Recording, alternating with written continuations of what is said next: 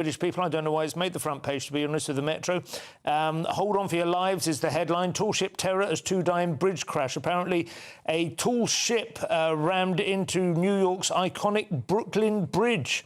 Well, I guess it wouldn't be a short ship. No, it wouldn't. It would have to be quite hefty. And yeah, it's a nice old-fashioned, like Cutty Sark type ship with high masts, and they clipped the bridge and 2 fatalities. Very sad. Yeah. But slightly Have trivial, you seen the really, for a front footage? page. No, is it amazing? It's pretty shocking. Oh, yeah, okay. These guys are all, the cadets are standing, you can sort of see from the image here. Oh, they're standing on the mast. It's horrific.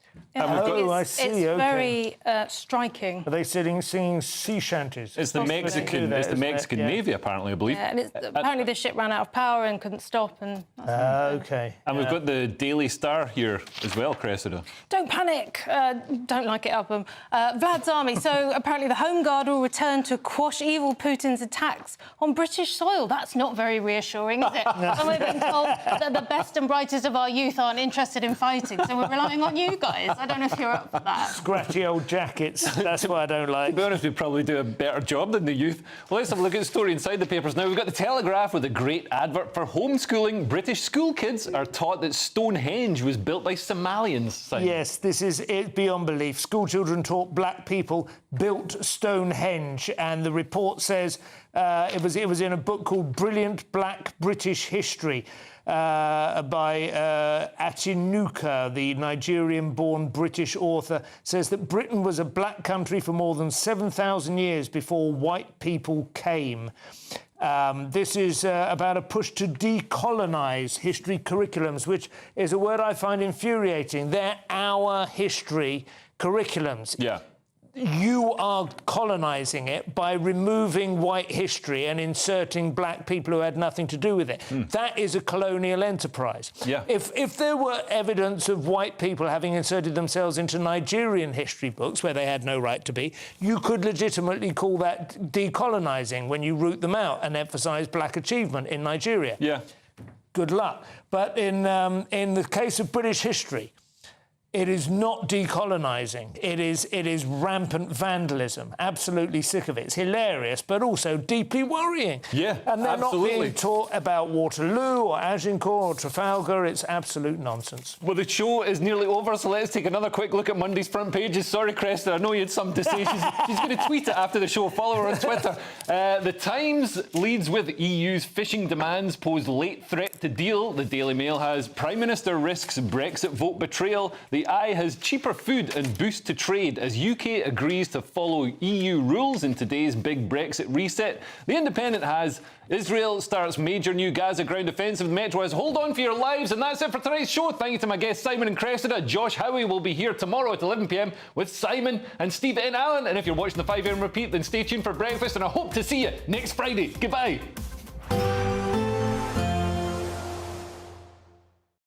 Expect a warm front, moving from the kitchen right through to the rest of the house.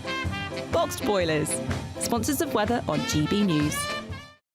Good evening, welcome to your GB News weather update from the Met Office. Well, we'll see low cloud returning once again, but also some welcome showers mixed with sunny spells as we go through Monday. Taking a look at the bigger picture then, we've still got this area of high pressure situated towards the north, driving north and then northeasterly and easterly winds as we go through Monday. But through the rest of this evening, once that land cools, we'll see the return of low cloud from the North Sea, thick enough at times for some light rain and drizzle. There'll be some showers across southern parts of Scotland that will sink southwards into parts of Wales. Otherwise, temperatures generally ranging from around 6 to 10 degrees.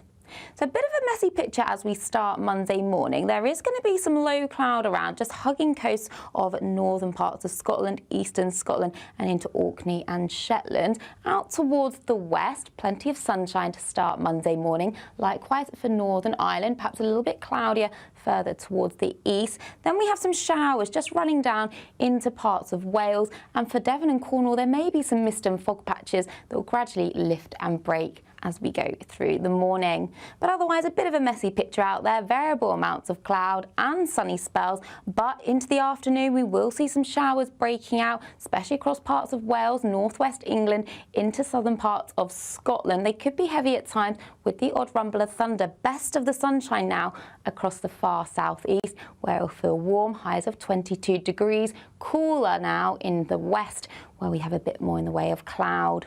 Now, as we go through Tuesday, a similar start to the day. The low cloud will burn away. Plenty of sunshine initially, but once the sun gets going, we'll see showers bubbling up. Some of these could be heavy and perhaps thundery, and that sets the scene on Wednesday as well, especially towards the south. Drier on Thursday, but a drop in the temperatures. Bye-bye. Expect a warm front, moving from the kitchen right through to the rest of the house. Boxed boilers, sponsors of weather on GB News. Exciting news. Every Friday, my Patrick Christie's Tonight Show is going to have a twist to it.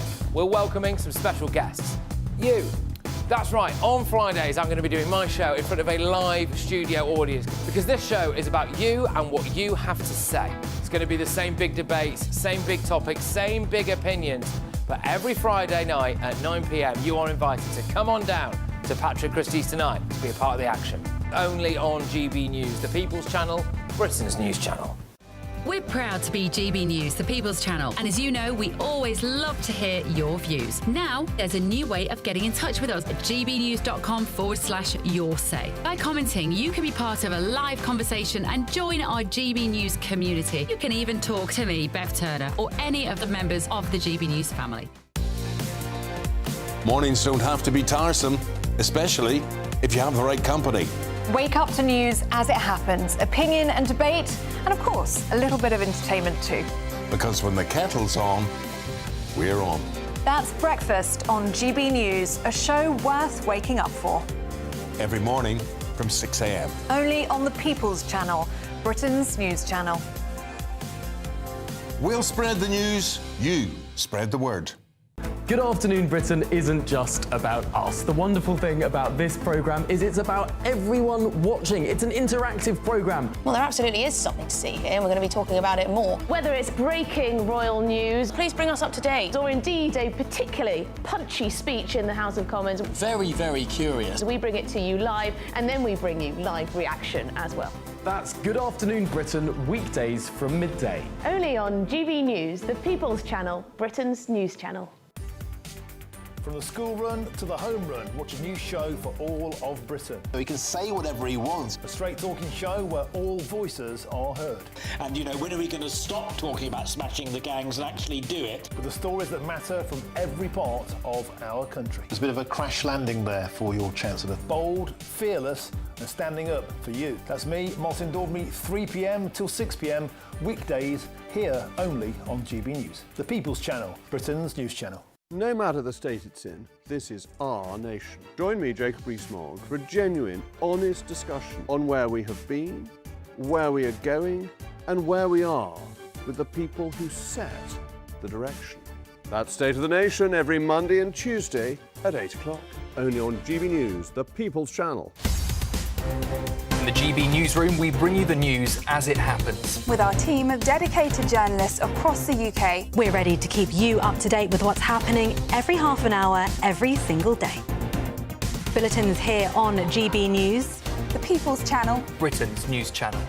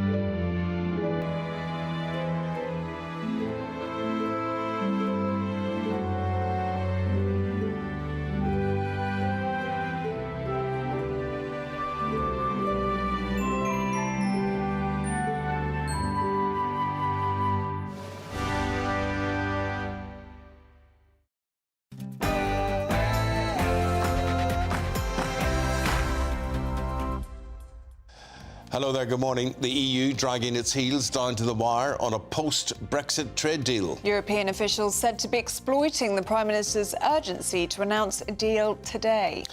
But with hours until the first UK-EU summit begins, is Labour about to cave in and give the EU exactly what it wants? As former US President Joe Biden is diagnosed with aggressive prostate cancer, we're finding out just how serious it could be. Last night, Ben Leo spoke to Republican insider Greg Swenson. I do think, again, you have to look at this in the context of the greatest cover-up of all time. Goodbye, Gary Lineker. A day of reckoning for the BBC as the house-paid star calls it quits after a series of controversies. We've got the views of journalist Nicole Lampert. One thing that would be in his contract, because it's in everyone's contract, everybody that signs a contract who works for any company is about bringing the company into disrepute. And that is something that Gary has done. He's brought it into disrepute with his racist tweets. It was a fairy tale moment. Prince Harry and Meghan Markle kiss on the steps of St George's Chapel. Prince Harry and Meghan Markle celebrate 7 years of marriage today. It's been 7 years, can you believe, since their fairy tale wedding at Windsor Castle. And Chelsea Flower Show begins today, and what a nice day for it. The King and Queen prepare to take in the floral spectacle, but after one of the driest springs on record, will it live up to expectations? I think there'll be a few watering cans about the place. As it's revealed, Labour voters are more likely to get matches on dating apps than Conservative or Reform supporters. We're debating how important it is to share the same political views as your partner.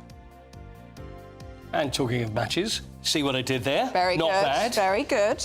In sport this morning, Everton say goodbye to Goodison Park after 133 years, although the women's team will still play there.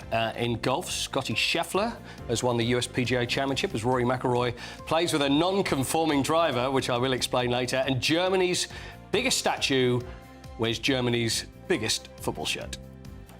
Hello. Well, after plenty of fine and dry weather, we have got some welcome showers in the forecast this week. I'll have all the details coming up. It's just after 6 o'clock. A very good morning to you on this Monday morning. I'm Eamonn Holmes. I'm Ellie Costello, and this is GB News Breakfast.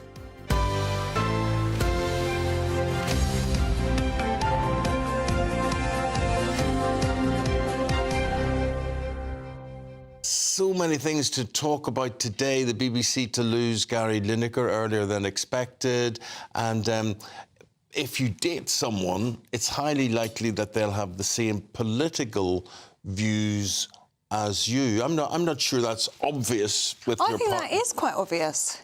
Yeah, but as it said, you don't actually sit and say, well, if you don't vote whatever, you and I aren't doing the business. No, I don't think it comes down to that. I think it's more like your values, the way you see the world. Yes. If it's the same, you'll probably be together. You'd be naturally attracted to each other, and it turns out that that's the same. Don't you think? I think you're probably right, yes, yeah. I generally am, Yeah. Eamonn. Well, I agree with that. Well, I think she's probably right. I think you're on the money. Mm-hmm. We go, well, That's the best conclusion to take. Well, that's the end of that one. And the other thing we're going to be talking about, of course, is the health of President Biden. He's aggressive prostate cancer, and we're going to get some views on that one. A statement from his office confirms the disease is spread to his bones. It's a bad situation.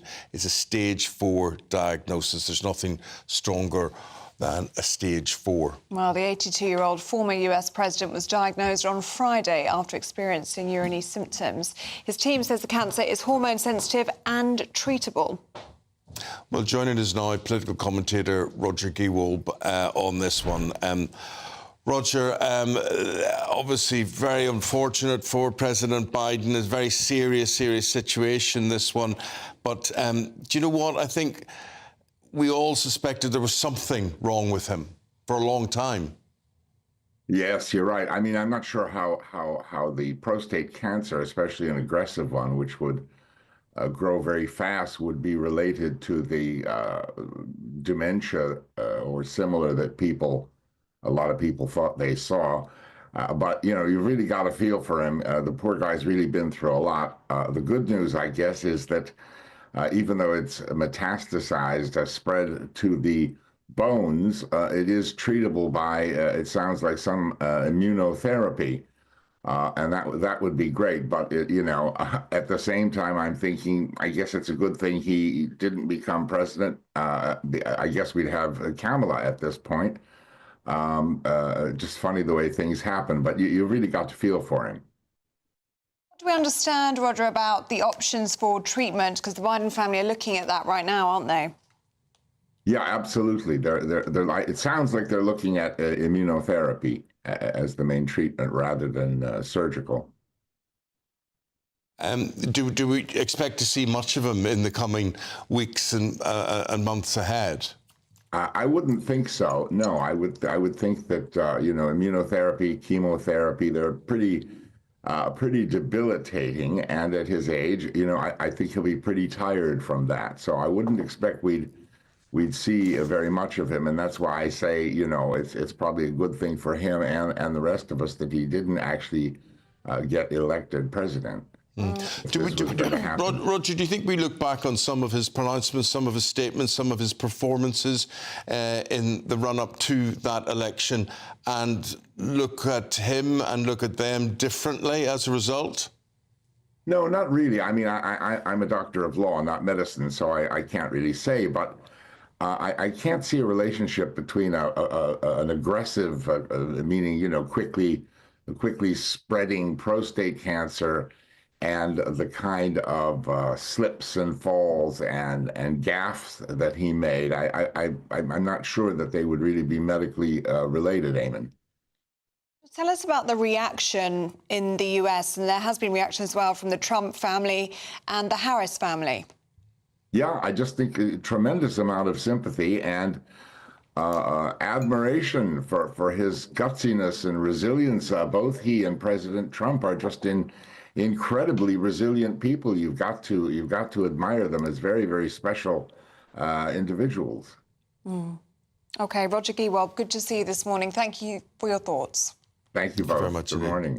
It's very sad, isn't it? Very, very, very sad. And always with the key to these cancers is early detection. Yeah. And one suspects that his was not detected very early, stage 4. It is now 7 minutes past 6 o'clock on this Monday morning.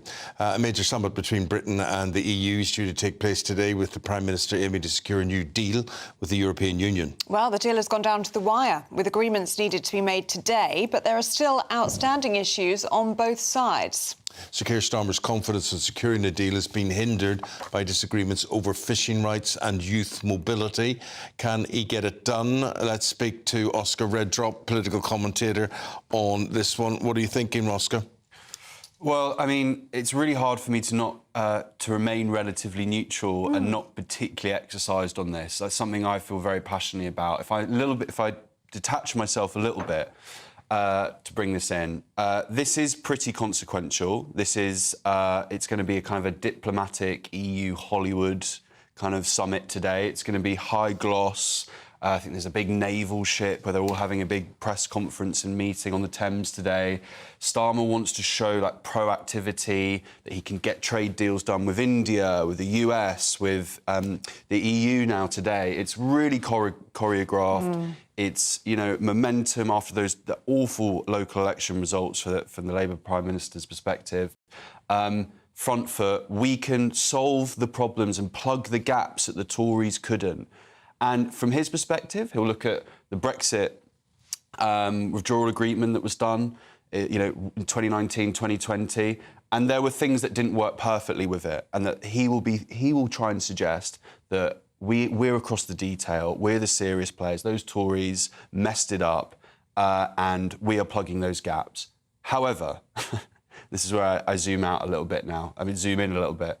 This is the contempt that this Labour leader is showing on this issue. He is a man who campaigned for a second referendum, who does not want us to have left the EU. The contempt that him and Number 10 have shown with what is undoubtedly, it's not a reset, it's not jiggling around the edges here. This is, proper alignment with the EU once again. It is contempt for voters. It is contempt for the British people. You very rarely see me like this. I'm always quite... Yeah, well, what do you mean by proper alignment? As in, there were... He's going back into Europe again. It's literally called dynamic realignment, and that's where we're at now. We're, as opposed to you crack on and do your thing, we'll do our thing. We now absolutely must align ourselves with the EU on, you know, standards and all kinds of trade decisions. And that is huge. I mean, fisheries, again, it's something that it's a ghost from Christmas past. It takes us back. But I just think, who's representing these fishermen? Who and we've had them on the show. We have had them on the show. I've been in this chair and we've had them on the show, and they have been devastated with this coming down the track. You know, EU freedom, free movement sounds all kind of wishy-washy and nice, you know, all young people travelling around. But it absolutely... But that's millions of people we're talking about. Exactly. And so I have to really remain calm here, but this, they will have sat around in number 10 and gone, you know what? I think your average Brit, they forgot about Brexit now. They don't care about it. You know, we can Trojan horse this. Yeah. We can sneak this stuff through the back door. Oscar, let me just put that to the public listening and watching this morning. Have you forgotten about Brexit? Do you care about Brexit? Let us know today. Have your say, and we'll reflect that in the programme. Back to you again, Oscar. And it is quite outrageous, and it shows contempt. And I mean, and actually, this isn't a conservative or reform or right thing. There will be revolt, and we've seen it in the newspapers this morning, within his own MPs, those Labour MPs, those Red Wall MPs. You say, like, this is something that my constituents care deeply about, the sovereignty of this country. And it was, and the real tragedy is, the whole point of that Brexit vote was it was people who felt underrepresented and ignored for decades. That no one was speaking for them. No one was speaking for them. You might find out today that's exactly true. Yeah. Quite. But I mean, it defeats the whole purpose, doesn't it, if we're going back to being accepting rules from the EU. And that's the dynamic shift that would now be in play. And it's opening up old wounds. I think, you know, like the Tories didn't get an India trade deal done. That was rubbish, and Starmer did something really good with that. I'm trying to be objective and reasonable here. You know, like, this stuff, Starmer has good qualities. But he also, this is the other thing that I just find so bizarre, and it points back to that contempt for kind of regular people thing. He is so comfortable on the world stage. He's so comfortable with EU nations and these summits. He spends so much political capital on these things.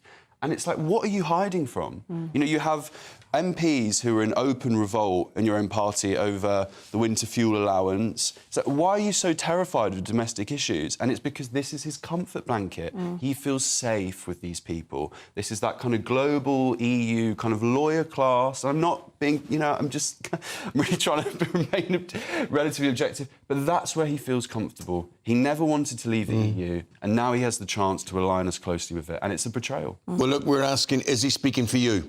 OK? Today we're asking, do you need to reset relations with the European Union? Is that something you want as a voter? You can have your say in our poll of the day.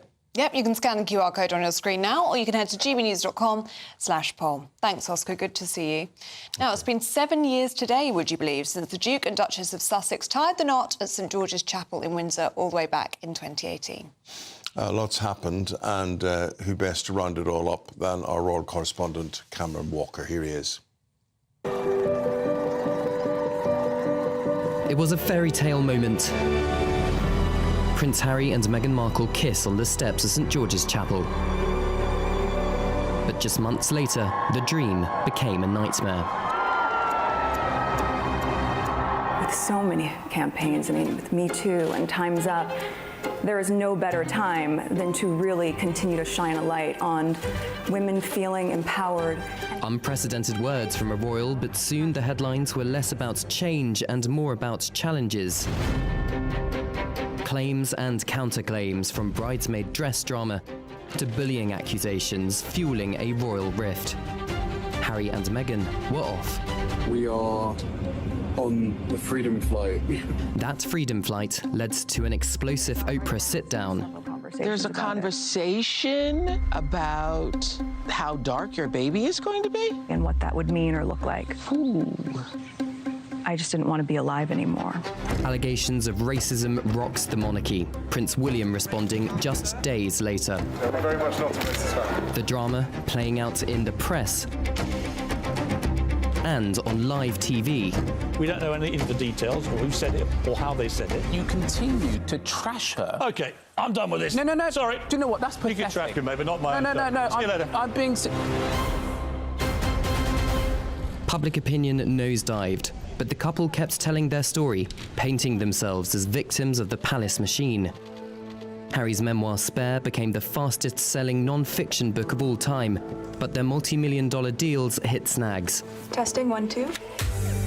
Their Spotify contracts was canned after just one season of Meghan's Archetypes podcast, and most of their Netflix shows rated poorly. But Beyond any differences, here at the Invictus Games, we are grounded in mutual respect, competing fiercely, but believing in one another. the Invictus Games, Prince Harry's Paralympic-style competition for injured veterans, continues to flourish. We all have a lot of stuff to do. And Meghan's filmed 2 series of her lifestyle show for Netflix, met with mixed reviews. Her new business, as ever, is beginning to sell jams and other products. She's also launched an online clothing page, but it's too early to see if these ventures are successes. I would love reconciliation with my family. I don't know how much longer my father has. He won't speak to me because of this security stuff. Trust damaged once again with a bombshell BBC interview after Prince Harry lost his appeal to try and get his police protection reinstated. Days later, Meghan's popularity reached an all-time low in Britain, according to YouGov. Prince Harry, his lowest score for 2 years. Throughout all the drama, the royal family stoically carried on with official duties. Meanwhile, the Californian dream, according to Meghan's Instagram, continues. Cameron Walker, GB News. 7 years ago, and never in 100 years would I have predicted the way it all turned out. No, I don't think anyone could have predicted the way this all turned out. I can't believe it's been 7 years.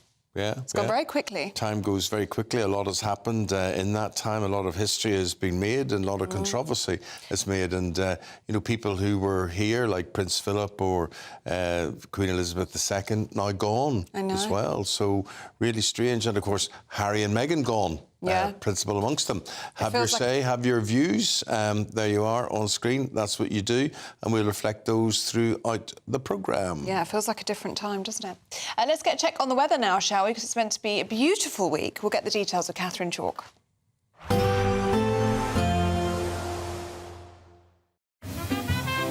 Heavy showers first thing will be followed by a warm, cosy day. Boxed boilers. Sponsors of weather on GB News. Good morning. Welcome to your GB News weather update from the Met Office. Well, we still have low cloud in the forecast, but that will lift and break to give sunny spells, but also the chance of some welcome showers throughout this week. So taking a look at this morning, any low cloud will lift and break, but we'll start to see cloudier skies developing across northwestern parts of England, into Wales, into Northern Ireland, where we'll see some showers gradually bubbling up through the afternoon that could be on the heavy side.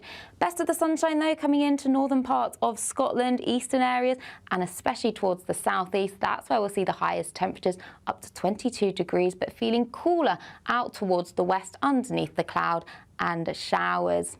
So plenty of late evening sunshine coming into northern parts of Scotland, but always cloudiest along this eastern coast still, with a rash of showers across the south, also affecting Northern Ireland and northwestern parts of England. Some of the showers still heavy, perhaps even with the odd rumble of thunder.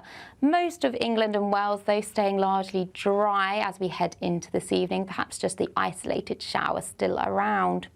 So as we go through this evening and overnight, most of the showers will ease. There could still be a few around across parts of northwestern England, but once that land cools again, we'll see the return of this low cloud, but many places generally staying frost-free. Might turn a little bit chilly to start Tuesday morning in places.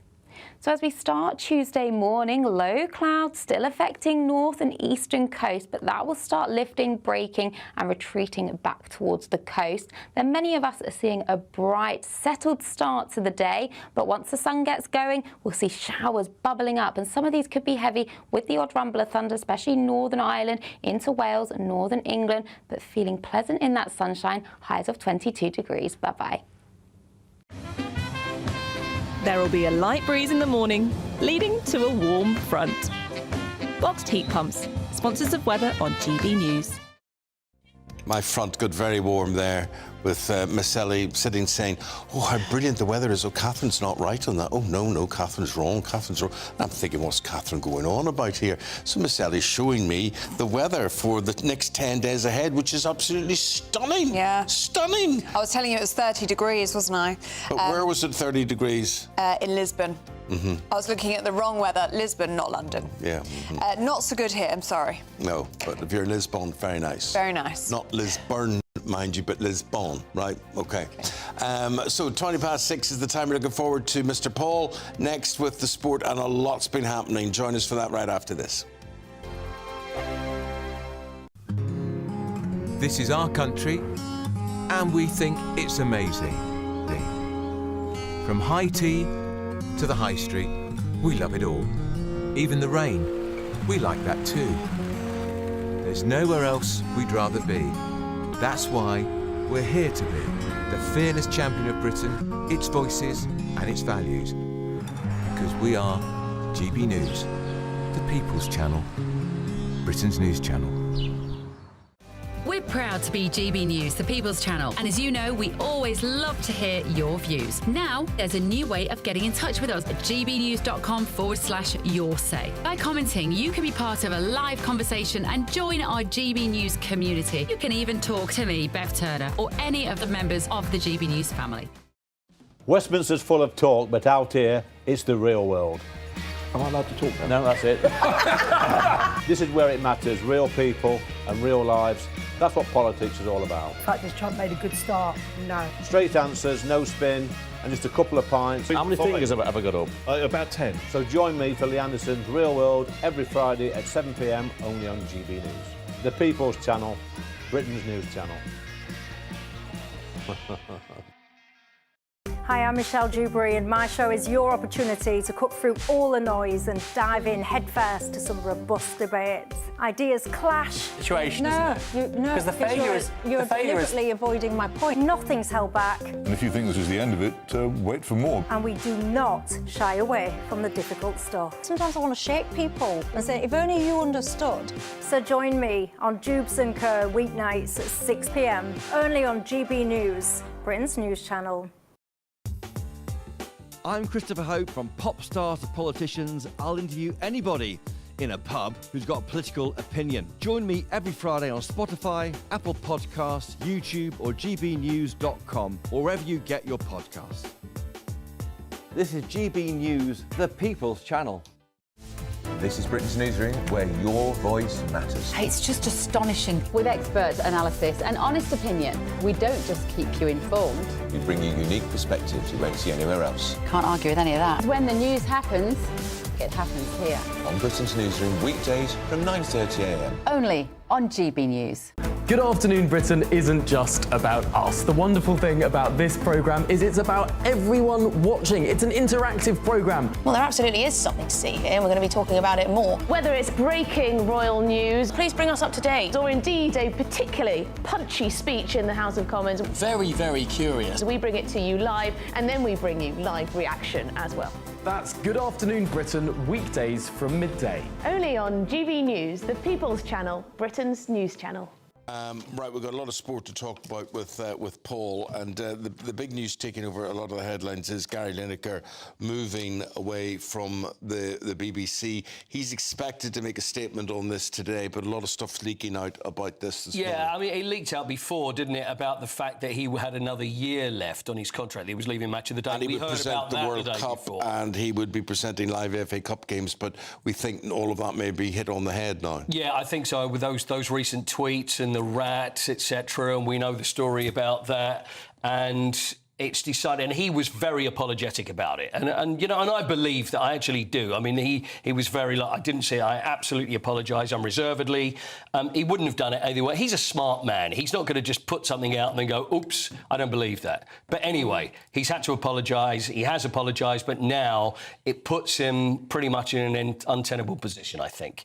And the BBC have, whether there's pressure, and it's like, well, it was another year left on the contract. He was going to do the World Cup, and he was going to do FA Cup live games. Match of the Day was going to finish anyway, but now looks like he's going to step away. Well, I was supposed to be Gary Lineker. Gary Lineker became me. I was brought into the BBC and I was being groomed up to be the new Des Lynam. Yeah. And Gary retired from football in Japan and basically came and, you know, that was the start of football bosses loving jocks.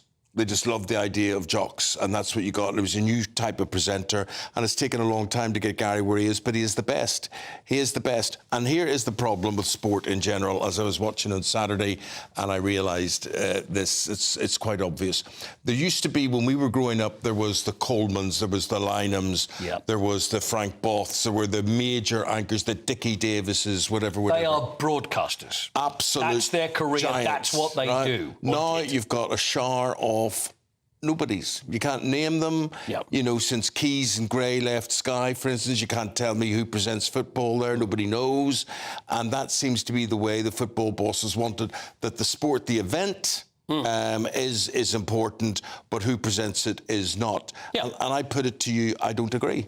Yeah, I think so. I don't know whether it's a case that whoever presents it is not important, but it's gravitas and it's how good they are. And all right, name them, Paul. Well, no, they're not important. If you can't name them, they're not important. I could name all of them, but the thing is what I do agree with you is the gravitas and the style that they have. Everybody had their own style, and everybody, and also these guys, came up through the papers in the late 40s, 50s, 60s, etc. Then when broadcasting began, they were the pioneers of that, and then they were great broadcasters. See, the difference is now is that you see people will be, you know, they'll be fast-tracked into that seat. Yeah. And they'll be go, right, OK, now you can host this. It doesn't really matter that you've not got that experience. You can learn on the job. Before, the job was learned well before. Yeah. So when you see these great broadcasters, they are at the top of their game. It's the same with Lineker. Lineker, when he started, people will forget that and see him as a great broadcaster now.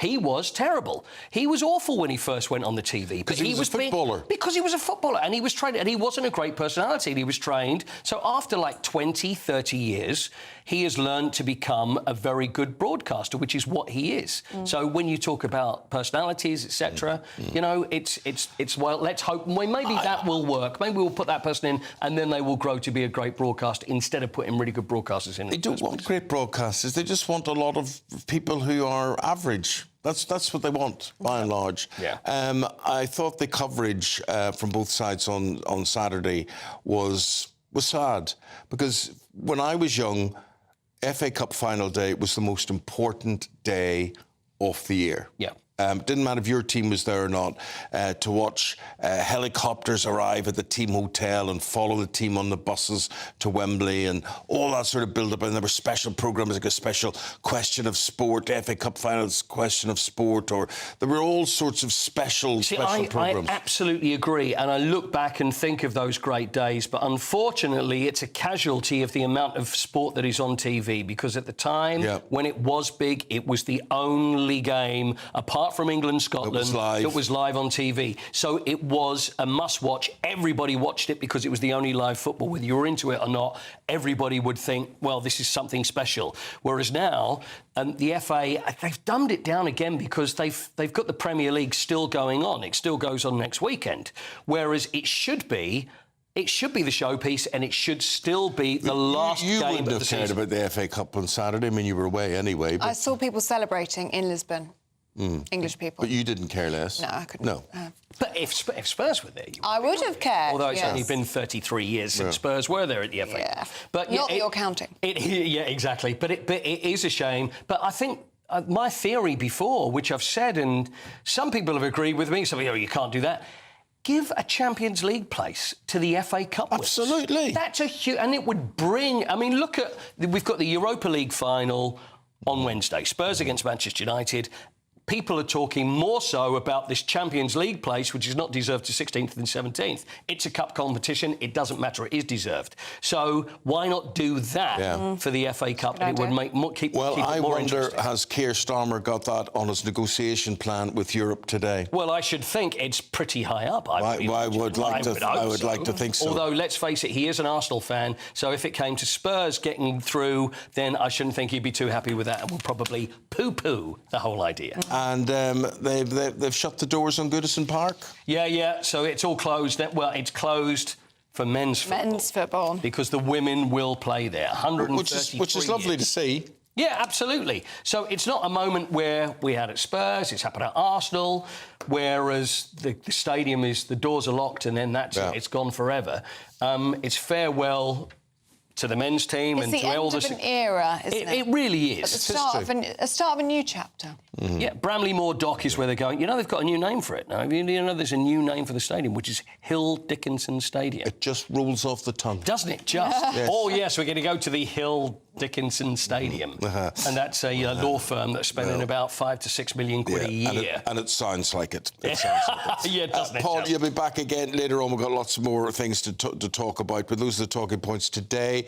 Have your say. Please do get in touch. Right now, we're going to reflect with our daily reflection, and we say hello, good morning to Vicar Mike. Vicar Mike is from East Sussex. The GB News Daily Reflection. Hi, I'm Mike Millminer, Vicar in East Sussex. So what do you do? It's one of our favourite questions when meeting somebody new. But Jesus' favourite question is this: who do you say that I am? Many see Jesus as an important prophet, a wise sage, a very good person maybe. But as Jesus prepares his disciples for his return to heaven, he upends those conclusions when he says, I am not of this world. See, Jesus speaks of himself as more than an exemplary human fellow. He's transcendent, cosmic, the very God who made the world. When I speak to people in my parish and beyond, they sometimes wonder if Jesus' teaching is a bit hard to swallow, incompatible maybe with modern values. But here's the thing: if Jesus is who he says he is, then he has the right to challenge the direction of my life and of our culture too. I'm not going to lie, I find that a bit difficult sometimes, a God who can tell me things I don't want to hear. But Easter changes everything, because the one who challenges me is the very one who loved me so much that he gave his life for me. And I can trust that he is good.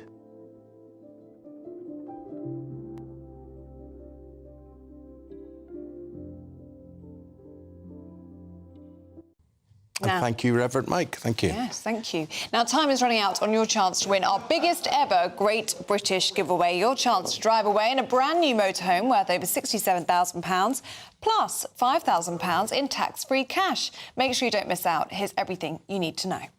Someone is going to win the biggest prize package to date, and that someone could be you, driving away in this Elnag Baron 560 motorhome, courtesy of Marquis Leisure. It has plenty of room for your family of four, comes complete with kitchen, bathroom and all the space you'll need for life on the road. And the best news? You can drive it on your existing driving licence. Plus, we'll also give you a further £5,000 in tax-free cash to spend however you like. Don't delay. You can't win if you're not in the draw. For another chance to win the lot, text WIN to 63225. One entry costs £2.50 plus one standard network rate message. Or text BONUS to 63225. 5 entries cost £5 plus one standard network rate message. Go to gbnews.com/win. Entries start at £2.50. Call 0903 686 3232. Calls cost £2.50 plus your network access charge. Or post your name and number to GB13 PO Box 8690 Derby DE1 9TT. UK only. Entrance must be 18 or over. Lines close at 4 p.m. on the 6th of June. Please check the closing time if listening or watching on demand. Good luck.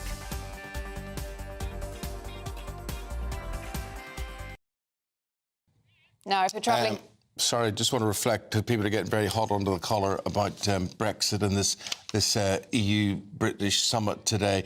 John says, we were asking the question, do you care about Brexit anymore? John says, yes, absolutely care about Brexit. This PM is betraying us all. He must be stopped. I'm worried that it'll be too difficult to reverse this sabotage in 4 years' time. Yeah, Michelle says, we have absolutely not forgotten about Brexit. We voted for it, we want it, and we still haven't been given it.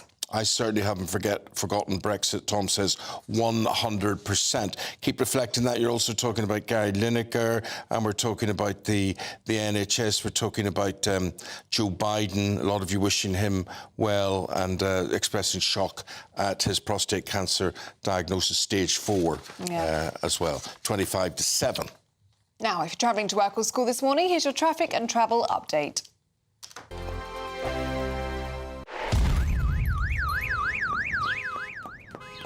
Crash Law 24 sponsors GB News Traffic and Travel Report. This is the latest AI travel news from gbnews.com. In Doncaster, all lanes are closed on the M18 northbound due to roadworks between junctions 4 and 5. In Knowsley, the M62 westbound exit slip at junction 6 is fully closed for barrier repairs. Roadworks on the M6 northbound in Solihull have closed 2 lanes between junctions 4 and 6. Cambridgeshire's A1M southbound is shut between junction 15 and the A1 for maintenance. In Northampton, the A45 westbound exit slip to the A508 has 1 lane closed for barrier repairs. Devon's M5 southbound at junction 31 has 1 lane closed for emergency drain works. For more travel news, go to gbnews.com. Crash Law 24 sponsors GB News Traffic and Travel Report.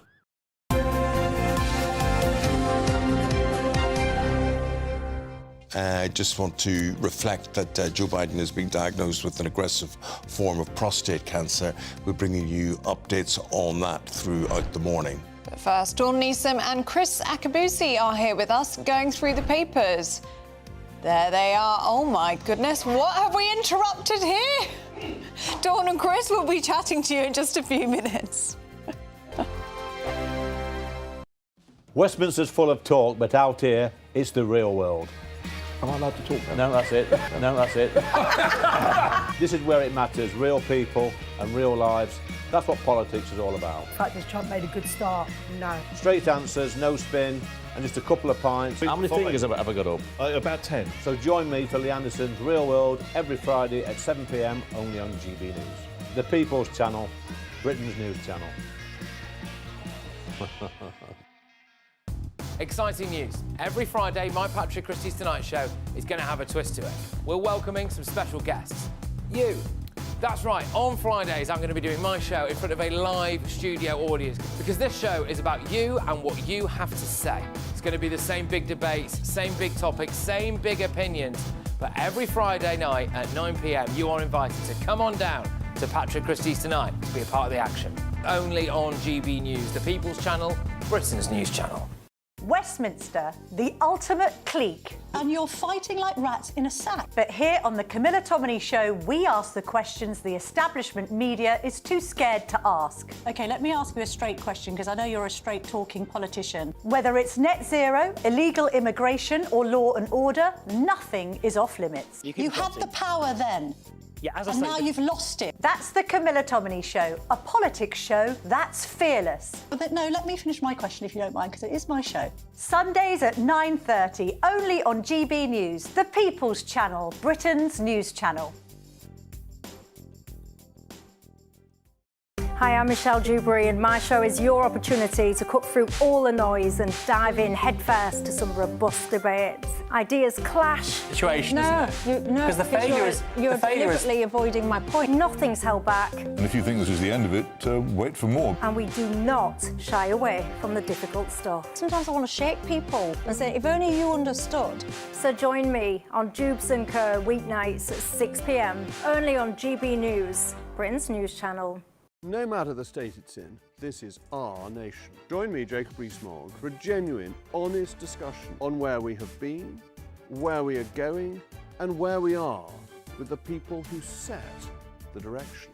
That's State of the Nation every Monday and Tuesday at 8 o'clock, only on GB News, the People's Channel. From the school run to the home run, watch a new show for all of Britain. He can say whatever he wants. A straight-talking show where all voices are heard. And, you know, when are we going to stop talking about smashing the gangs and actually do it? With the stories that matter from every part of our country. There's a bit of a crash landing there for your Chancellor. Bold, fearless and standing up for you. That's me, Martin Daubney, 3 p.m. till 6 p.m, weekdays, here only on GB News. The People's Channel, Britain's news channel.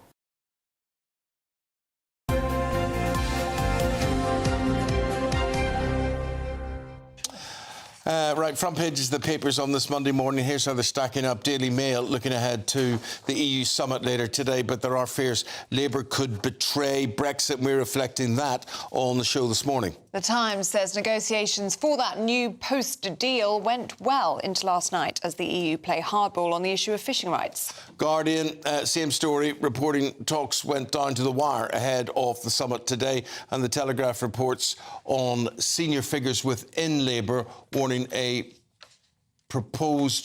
a proposed revolt if Red Wall voters feel betrayed by the new Brexit deal.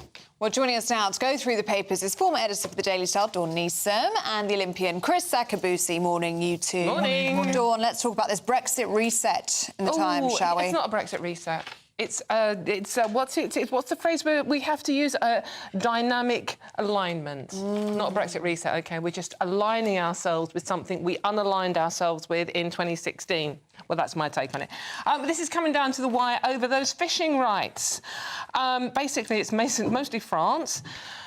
We've been prepared to extend the fishing quota, which is currently 75%. Pay attention at the back there, 75% of the pre-Brexit levels for another 4 years. Sorry, wait a minute. What does that mean? Does that mean Britain gets 75% of what's there? No, before Brexit, right, OK, we set it at 75%, OK? We want to extend that for another 4 years, right? But the French are demanding that if we ever talk about this again, then the whole lot is up for grabs, including any, if we talk about any other deals, then we have to talk about fishing again. It always comes up. I don't know how important... You can't do a Brexit negotiation without talking about fishing. Without talking about fishing. It's so important. And most people are going, why are we talking... Well, because we're obsessed about this, because this dynamic alignment... It's going to take away our sovereignty, and I know it sounds like a... We have a coastline. Remember a coastline around Britain and Northern Ireland, whatever it is. France have a blimmin' big coastline too. Why can't they have probably a bigger coastline than we have? Why are they obsessed with our coastline? Why don't they just deal with their own coastline? Because their coastline is full of dinghies trying to get over here. They can't get the fishing boats into it. No, basically, what we're doing is we're giving rights up, or we're having to negotiate every single thing we want out of this dynamic alignment, but without actually having a seat at the table.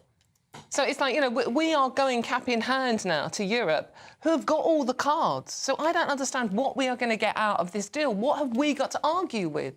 Nothing. And who goes into any negotiation not having a card to play? What can we say?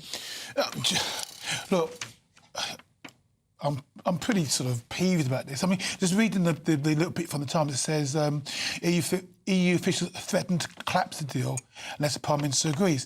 So it's coercive control, it's manipulation. Look, we made the decision in 2016 and we've got to crack on and get on with it. I don't like the idea that our Prime Minister, who's been elected to as our leader, that then wants to go against what the majority of people, even though it was only 52%, decided they wanted to do. So, I think when I voted, I was a Brexit voter, and when I voted Brexit, it wasn't because of the immigration issue.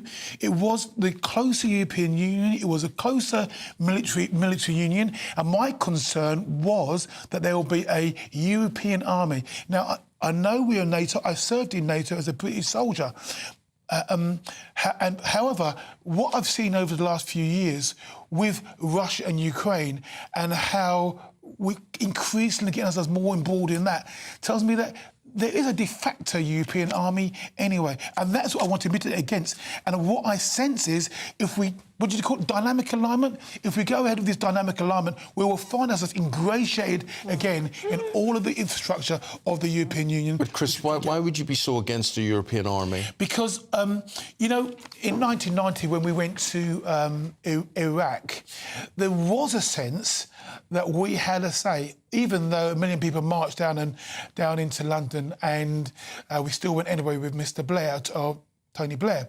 There was a sense that we elected Mr. Blair and we could get him out if we didn't like it.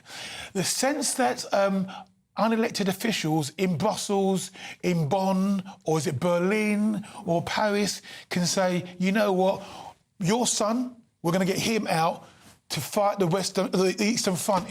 No, I want to be able to hold, in this case, Mr. Starmer, to account and be part of the people who say, out you go, mate, you're not doing what we told you to do. If it's a European Union, if it's a European army, we don't get that say.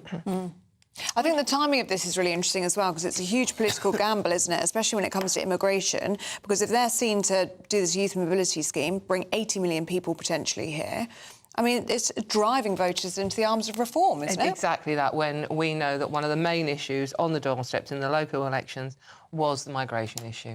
And by the youth mobility, look, you know, on principle, you know, our youngsters getting out there and exploring Europe, learning foreign languages, fantastic.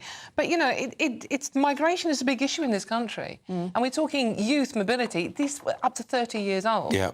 We can't pretend it's going away. We can't pretend it doesn't exist. Well, look, listen, hold that thought, and we're going to be back with the guys talking more right after this short break. Before we do that, here is where the holiday sun is in the European destinations.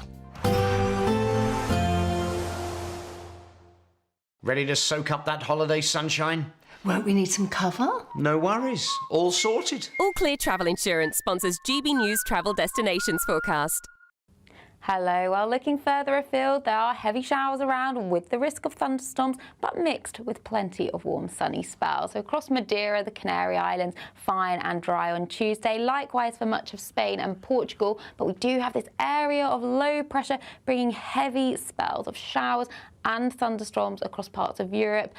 Plenty of sunshine further towards the east and feeling warm here too. Otherwise, sunshine and showers, highs of 26. All Clear Travel Insurance sponsors GB News Travel Destinations Forecast.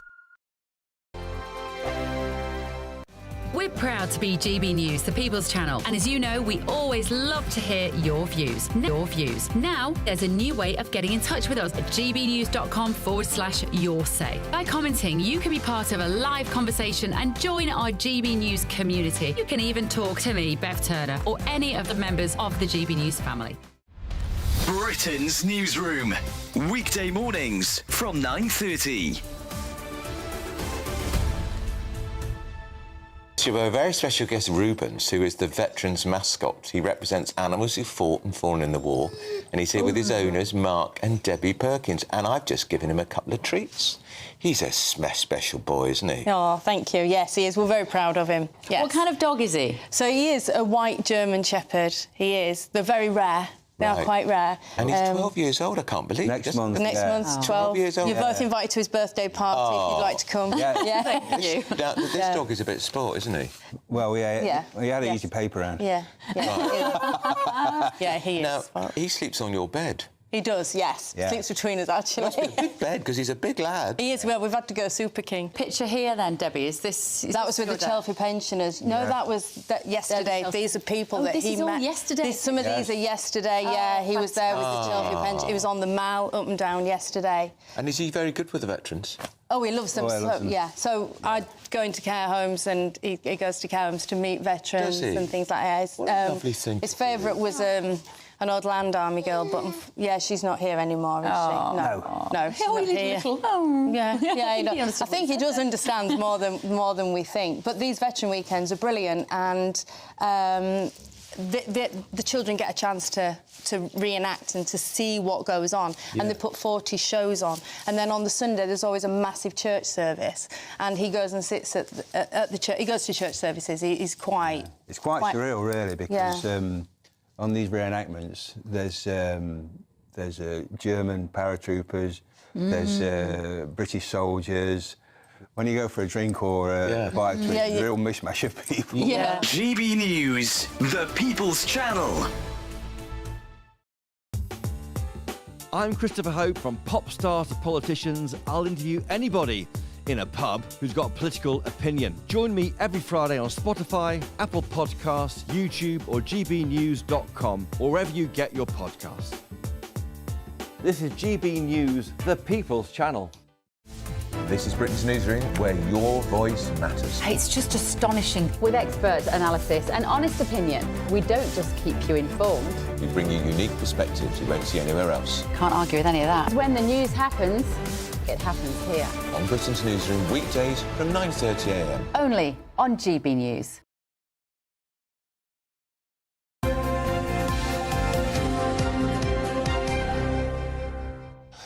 While you were away, we were talking about the repercussions of the fishing limits and whatever. And you think there's a dangerous pattern, Chris, associated with this? Absolutely right. I mean, in the UK, the mine industry was devastated in the 80s. And what triggered it, my thought was I saw an article about Gary, Indiana and Detroit, Michigan, where the big motor industries meant that these places are now ghost towns, dilapidation, animals living in the properties and people on drugs. And so it's such a major issue when you think about the fishing industry and all of the... We are an island nation and we have been fishermen ad infinitum since Jesus was a boy. Yeah. And our seaside towns already on their knees. Oh, absolutely. Well, yeah, absolutely. Our seaside towns, especially when you think... And if your town's a ghost town, let us know. Let's talk about it this morning. Here's another question. If we don't... Right, so say we hand more of our fishing rights away and we decimate the seabeds and overfish and whatever, and also we're not producing this fish for our own market, who do we buy our fish from? Ooh, possibly the French. What do you reckon? Certainly the Norwegian countries. Well, what's the irony in this? We just have to buy it back, yeah. Yeah, we buy our own fish off the French. And it's from our waters. Yeah. Does this make any sense whatsoever? But Starmer's going into this meeting, right, with three things in his head, right? He's fighting for us, remember. He's going there thinking, right, I want to make the UK better off. I want to make people feel safe in their community. And I want to ensure that we have control of our borders. At which point are any of these boxes being ticked with what we're going in there with? None. Anyone feeling richer, safer, more protected on the borders? None of us. But Dawn, why do politicians not talk common sense? I mean, you've just sat there and you come up with a common sense statement and a common sense concern, and we just do not see that reflected in the world of politics. Because, and as was proved in the elections, Eamonn, they are not listening. They are so not. We had this ridiculous story over the weekend about sort of like pet food, and I know it's, you know, this is Keir Starmer, I know it's a big concern to people. It's like, no one's mentioned pet food on the doorsteps, by the way, mate. Yeah. They mention boats coming over here. They mention migration being a record high. They mention their taxes being a record high. They mention not being able to get an NHS appointment. They mention kids not being able to get houses. No one was talking about pet food. Sorry, what? Good one. OK. Right, here's another one. Work-shy colleagues, Chris. We're going to debate this in about half an hour's time or so, but half of employees say colleagues not doing their jobs properly is the thing that makes them most angry at work. But the question is, the question we're going to be asked is, would you shop them? If someone's not pulling their weight, would you report them? So do you want me to answer that one, or...? Carefully. Well, it depends on how them not... and if it's affecting your job, if it's affecting you, why wouldn't you report them? Do you want to be a snitch, though? Oh, I don't think it's being a snitch. I would say it'd be like being a football team or whatever, and someone's not pulling their weight. You would give them a lot of stick, I would say. Yeah. So you say it to their face rather than snitching. Yeah, so I was going to say, well, it depends on how it affects the outcome, our output, our delivery. You know, sometimes there are people who bring more to the party. What I wanted to say is this. When you talk about work shy, there are different... People go to work for different reasons. And yet, if you are task-orientated, shoulder to the plough, and that's the way you see work, then you might look at somebody else who's people-orientated, who's managing people as being work shy. But actually, that person is a person that motivates, inspires, and keeps people happy with what they're doing. Or you might see somebody who's in marketing and creative and come up with designs as being work shy because he or she doesn't do widgets, etc., etc. So you've got to be very, very careful saying, you're not like me, therefore you're not pulling your weight. People go to work for a whole variety of different reasons. Rubbish. It's not true, No. I think it's obvious. I think it's obvious when someone's not pulling their weight, no matter what they do. You can't say rubbish because it's true. People are motivated for different reasons. Oops, I've got to stop. Do they produce the goods or not? Thank you. Chris, Dawn, thank you very much. Let's get a check on the weather now with Catherine Chalk.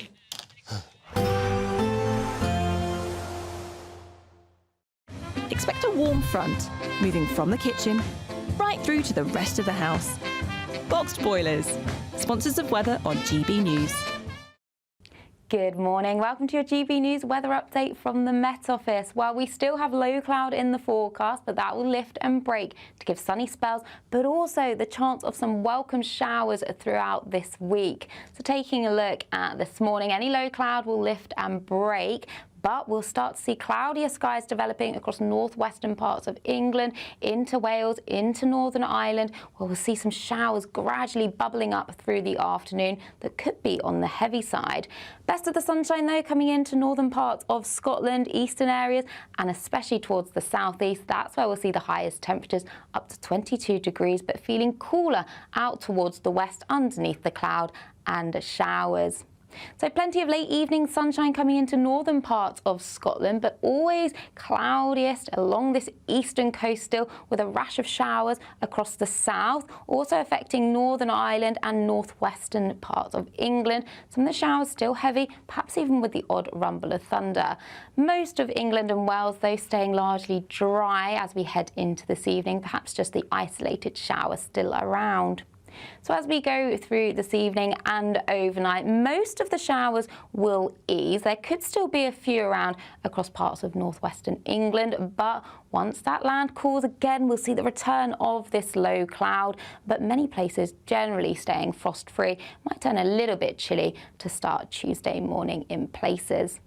So as we start Tuesday morning, low clouds still affecting north and eastern coast, but that will start lifting, breaking and retreating back towards the coast. Then many of us are seeing a bright, settled start to the day, but once the sun gets going, we'll see showers bubbling up, and some of these could be heavy with the odd rumble of thunder, especially Northern Ireland into Wales and Northern England, but feeling pleasant in that sunshine, highs of 22 degrees. Bye-bye.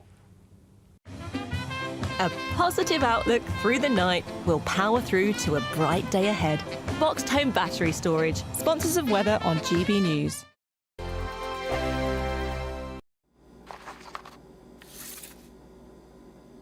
Crash Law 24, sponsors GB News Traffic and Travel Report. Good morning. This is the latest AI travel news from gbnews.com.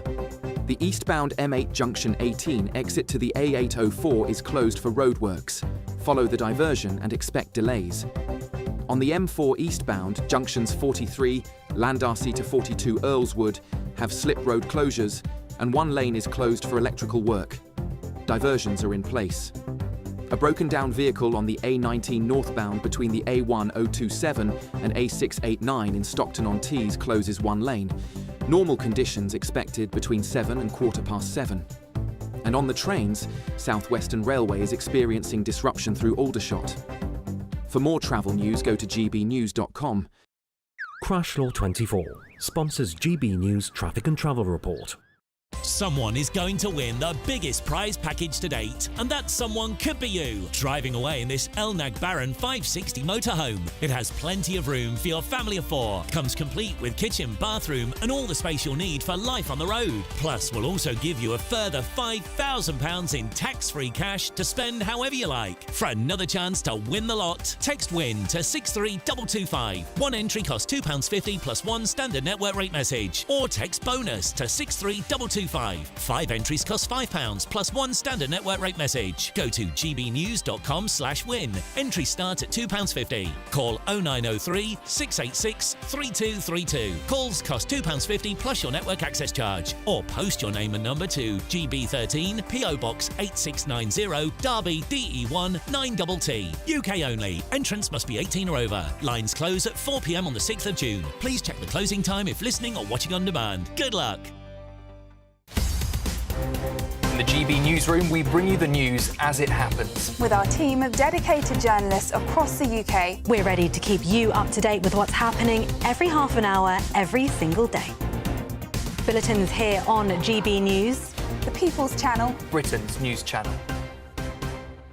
Headliners on GB News 11 p.m. every night. It's got 3 top comedians going through the next day's newspapers so you don't have to read them, which is great. That's a good point. He's lying. Maybe he's not lying. That's Headliners every night from 11 p.m. and 5 a.m. as well on GB News, Britain's news channel. Join me, Nana Okoye, for an informative, interactive news programme with a difference. It's fun. No, he didn't say that, Dave. I'm so surprised. I think there's an element of truth to that. Join me from 3 p.m. every weekend, only on GB News, Britain's news channel.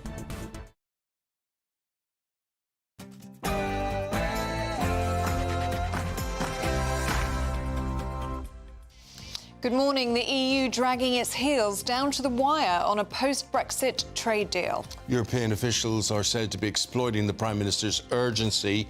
He desperately wants to announce a deal today. But with hours until the first UK-EU summit begins, is Labour about to cave in and give the EU exactly what it wants?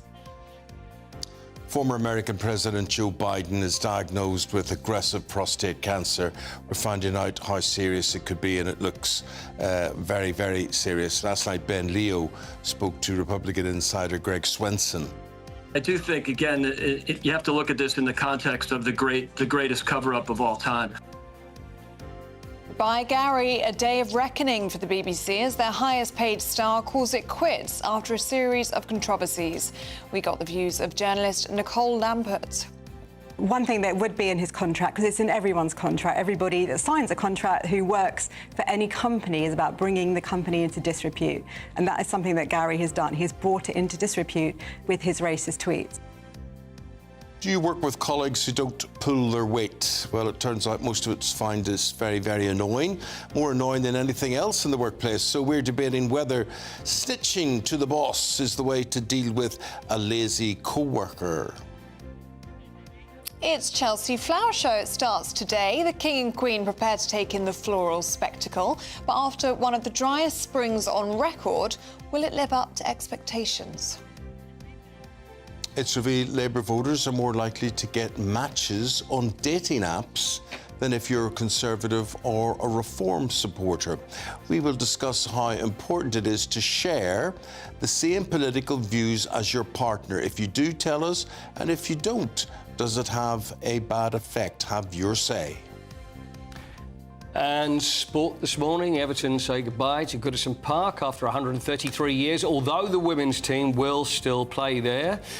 In golf, Scotty Scheffler wins the US PGA Championship as Rory McIlroy plays with a non-conforming driver, which I will try and explain, and Germany's biggest statue wears Germany's biggest football shirt. Hello. Well, after plenty of fine and dry weather, we have got some welcome showers in the forecast this week. I'll have all the details coming up. Very good morning to you. Good to see you on this Monday morning. I'm Eamonn Holmes. I'm Ellie Costello, and this is GB News Breakfast.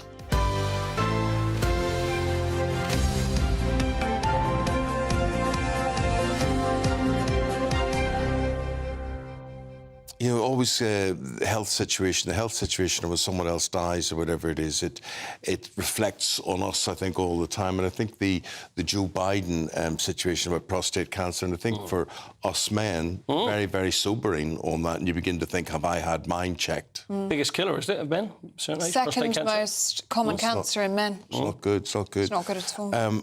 Now, on sport today, there's a lot of debates, there's a lot of arguments about what's going on. Gary Lineker leading the way on that one. Yeah, Gary Lineker looks like it is going to happen. He's going to step away from the BBC. The thing is, it's almost like a two-pronged thing. He was going to step away anyway and finish on Match of the Day. And then it was, well, he's gone, but now he's going to stick around. He'll do the World Cup in 2026. And he will also present FA Cup Live, but now it looks like that's not going to happen. Yeah. So we're expecting the announcement today. I mean, it's everywhere that it's not going to happen. Ellie, does it matter to you who presents your sporting event, or is the sporting event just the important thing? No, it doesn't really matter to me who presents a sporting event, but I think I agree with what you were saying, where I think the bosses now want it to be on the sport, don't they, and less so on the characters and the personalities of the sports broadcasters. Would you agree with that? But we were very blessed. When it comes to these big games. When it comes to sports, we were very blessed. When you look back at, you know, the people who presented tennis and cricket. Peter Alice on golf. Absolutely amazing. What a gentleman. But again, he was an ex-golfer. There were some that were very good broadcasters that were professional sports people. Sue Barker, of course, was a successful tennis player, and she made the transformation. She moved into broadcasting, but it doesn't guarantee anything. It just because... See, this is why you get a lot of the same faces that are ex-footballers, and with respect to a lot of footballers, trying to find a footballer or an athlete or any sports person that has got the perfect personality for broadcasting, it's not that easy because they're not all very erudite and can speak well. Well, they're more controlled than they were, I think, in the 60s and the 70s and the 80s. They're controlled by their clubs. And, you know, finding footballers with personalities, no wonder they don't have personalities because they walk around, they come off a team bus with speakers. The big headphones on. All the time. There's blooming speakers all the time. You know what? That really bugs me because there was a recent story about there was a player that insisted, I'm going to take these off and I'm going to sign things. A lot of players, they will do that. They'll walk from the coach and into the ground and there'll be people wanting autographs or selfies. Just... It's very rude, I think. It is. And all this stuff going, got to focus on the game. I'm sorry, I don't buy that. There's still... You've still got It's all about the fans, isn't it? It is about the fans. Although it's not about the fans, it should be about the fans. I remember with my son one day and I was in the tunnel at West Ham.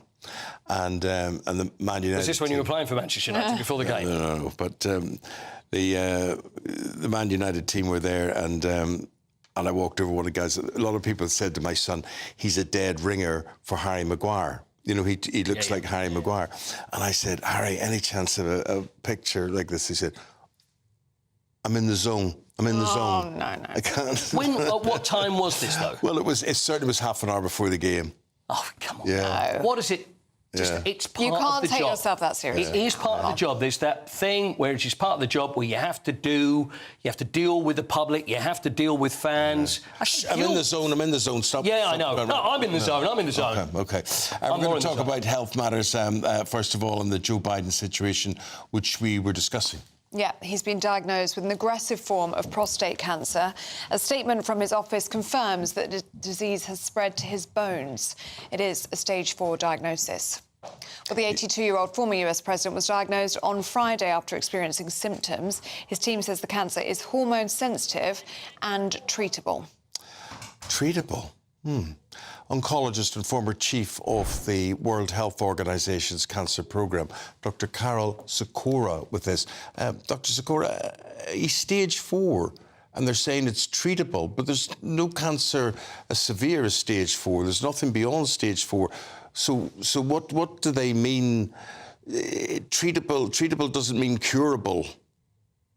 Yeah, basically, prostate cancer is a wide range of cancers, from very benign, almost innocent, almost not needing treatment, to a very aggressive form of cancer. What's perhaps surprising here, Eamonn, is that Americans have a very different approach to communicating things, and they've given all the prognostic information away, all the outlook data away on Joe Biden.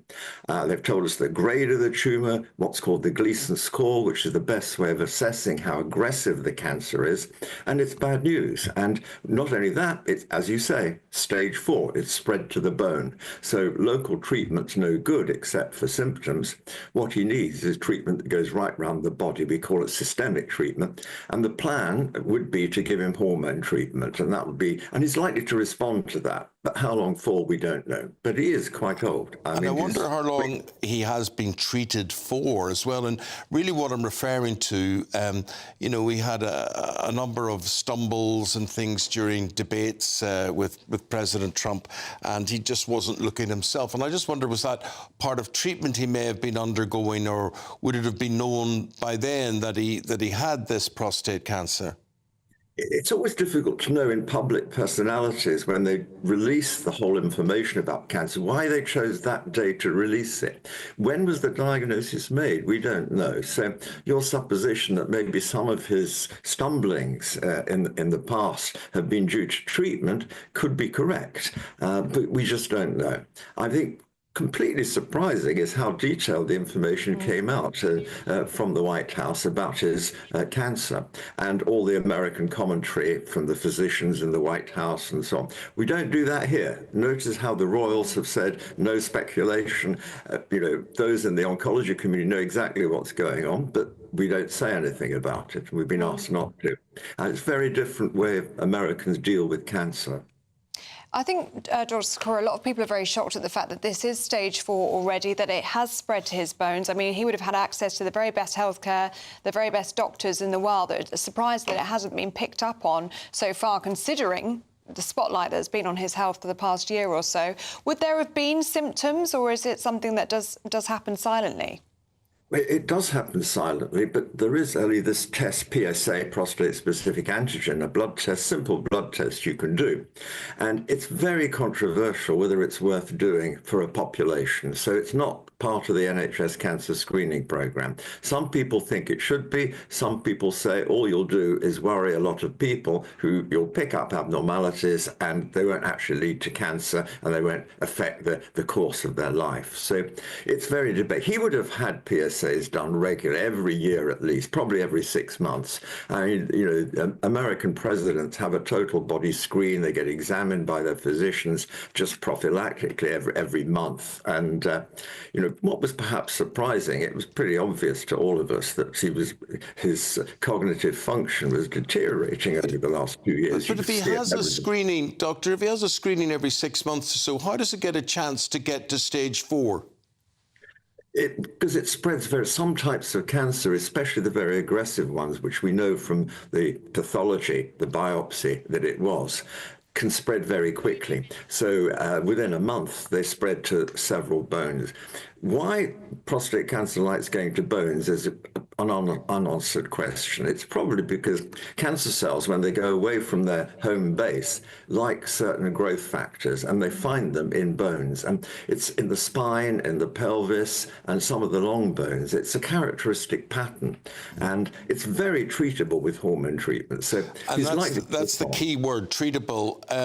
Doctor, what would you say to people? I mean, this makes people like myself very aware, and you think, I'm at an age and stage, and do I get a checkup every 6 months? No, maybe every year. But what is your advice to people and their families? I think as soon as you get any symptoms that persist, whether it's urinary symptoms, getting up at night 3 or 4 times, things change in your body, go and see your GP, if you can get an appointment, that is. But do something about it. Phone 111, just do something. Men particularly tend to be very reticent to go and seek medical help. So women are much better.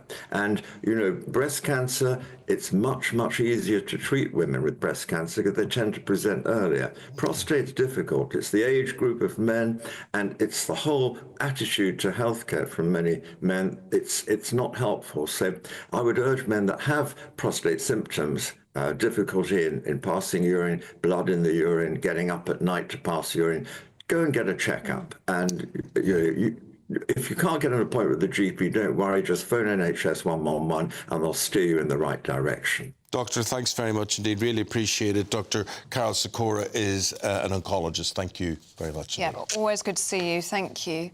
Alana's been in touch on this, saying, I wish everyone got an MRI or a CT scan done at least yearly on the NHS. I believe it would save the NHS millions in the long run, as it would pinpoint many serious issues like cancer. It does help to cut it out early. Always get checked for cancer. And that's one of the big stories we're talking about today. We've been on air since 6 o'clock this morning and talking a lot about an EU-UK summit which will be held today, and hopefully there will be some sort of announcement made from this. Oscar Reddrop, the political analyst, is with us in the studio this morning.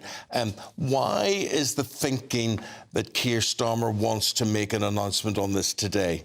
It's a show of momentum. It's kind of back-to-back weeks in terms of a trade deal with India, which I think, widely held to believe pretty decent. A UK-US trade deal, and then this, realignment EU trade deal this week. Shocking local election results, and he's now absolutely, in fairness to him, put his foot on the accelerator and wants to show true activity and actually plug a lot of the holes and some of the missing jigsaw pieces, if you like. There were quite a few, I think, in fairness, that the last Tory government left. However, what's slightly different about this deal, if you like, that's going to be announced today in a big showpiece event? I think we're expecting around 12 o'clock, noon today, more details and an announcement on the deal. It's been going long into the night. But for many people, this is a black and white, cut and shut betrayal on that 2019, on that 2016 Brexit vote. But this is the problem, isn't it? Because Stuart's been in touch saying, I want fewer connections with the EU. 17.4 million people voted for Brexit, right? But this government got a majority in the summer, and in their manifesto, they talk about closer ties with the EU. So they will feel as though they've got a mandate for this. Absolutely. And I think they'll do a calculation, perhaps, in number 10 and go, you know what, everything's... And by the way, Keir Starmer has his qualities, but this is a man who wanted, who campaigned steadily to rejoin the EU and wanted a second referendum, etc., etc. But then I made a calculation and go, people don't care about Brexit anymore. Everything's moved on, even those people that used to, and it was, a big passionate thing for them, and, sovereignty and blah, blah, blah. They've been beaten down, whatever. They have other priorities. And I think that is so misguided. I get the point about the mandate that they will see they have, but they did not have a mandate to sell out our waters to the French. They did not specify a mandate that would ultimately make free movement in the EU easier. And crucially, they did not put in their manifesto, I believe, that once again it will be the EU that we take the lead from, and that's what this realignment will mean. They're tough, the EU. This is reflected with what people are saying and thinking today, Oscar. Malcolm says, I'd like to know more about this whole fishing thing. What will it mean for our fishermen? It's a real mess. But why is the EU dead set on accessing our waters? See, a lot of people are confused. They're thinking, right, we've got control, we've got most control of our waters. Now the French and the Germans and everything, they want control of British waters again. So when we run out of fish, who do we buy it off? Do we buy our fish off them? Yeah, most probably. I mean, tragically, most probably. And it's a really interesting point. It's an interesting question. It there's almost like a romantic thing about British fishing and fishermen, and it symbolises it's something sometimes GDP, proportion of GDP versus what it actually symbolises and means to a nation don't always align. And when we sell out our fishermen, and let's be clear about it, there'll be people who think Boris did this. They haven't been represented fairly for many years. It isn't a new thing today, but it's something. It symbolises and means something so much more. And once again, they're going to probably get, and we'll find out at 12 o'clock today, some pretty hard-to-hear news in terms of the French deal here. You see, the fishing people, they just feel totally deserted because who they say is representing us, who cares? The farmers thought the same, but there's more fatalities in the fishing industry than any other. There's more fatalities than there are in farming, there are more fatalities than there are in mining. It is a dangerous, hard occupation. None of us would want to do it, yet somebody has to do it, and nobody seems to be respecting them. Yeah, and the cold hard facts of it, there'll be advisors and civil servants and Starmer himself and who are sat around and they're using these people and they're using this industry as a bargaining chip. For what is something that is politically motivated in a place in a world that Keir Starmer feels comfortable. I mean, you can see the pictures today, most probably. He loves it. He feels comfortable on it. He loves running away from the difficult, working people, as he likes to name them. Maybe it's easier than politics at home. Exactly, those difficult domestic issues. He loves swanning around. And unfortunately for those fishermen, they are a bargaining chip today. And I hope, and I really do, I hope that at 12 o'clock they don't get the damaging news that I think feels likely? Well, we'll find out shortly. Oscar, really appreciate it. Stephen, good morning. I still believe Brexit was the right decision. We shouldn't be taking rules from the EU. We're a sovereign nation. Cooperate with others, yes. Form partnerships and alliances, but remain sovereign. Have your say. Get in touch and we'll reflect those throughout the programme. Now, at 18 minutes past 7, let's take a look at some other stories coming into the newsroom this morning. And some breaking news coming into us now. One person has died after a boat carrying migrants got into difficulties in the Channel. That's according to French authorities. It comes as Sir Keir Starmer gears up for that crucial EU summit later on today. We'll have more on that throughout the show. Television presenter Gary Lineker is set to announce he will quit the BBC after 26 years with the corporation. It comes after the Match of the Day host apologised for sharing a post of social media widely viewed as anti-Semitic. He's expected to share more details later today and could reveal his next career move. The Chelsea Flower Show returns today. The King and Queen prepare to take in the floral spectacle ahead of the public opening tomorrow. But after one of the driest springs on record, gardeners are warning it could impact the display and even change how the show operates in the future if the trend continues towards warmer temperatures.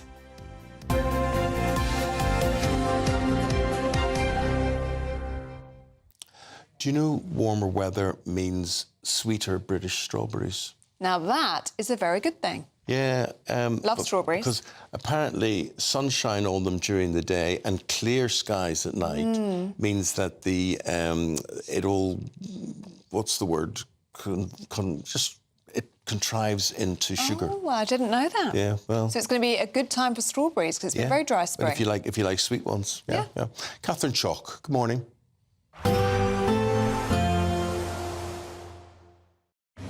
Even though we'll see a cloudy start, it'll be a bright outlook for the rest of the day.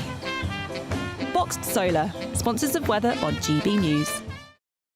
Good morning. Welcome to your GB News weather update from the Met Office. Well, we still have low cloud in the forecast, but that will lift and break to give sunny spells, but also the chance of some welcome showers throughout this week. So taking a look at this morning, any low cloud will lift and break, but we'll start to see cloudier skies developing across northwestern parts of England, into Wales, into Northern Ireland, where we'll see some showers gradually bubbling up through the afternoon that could be on the heavy side.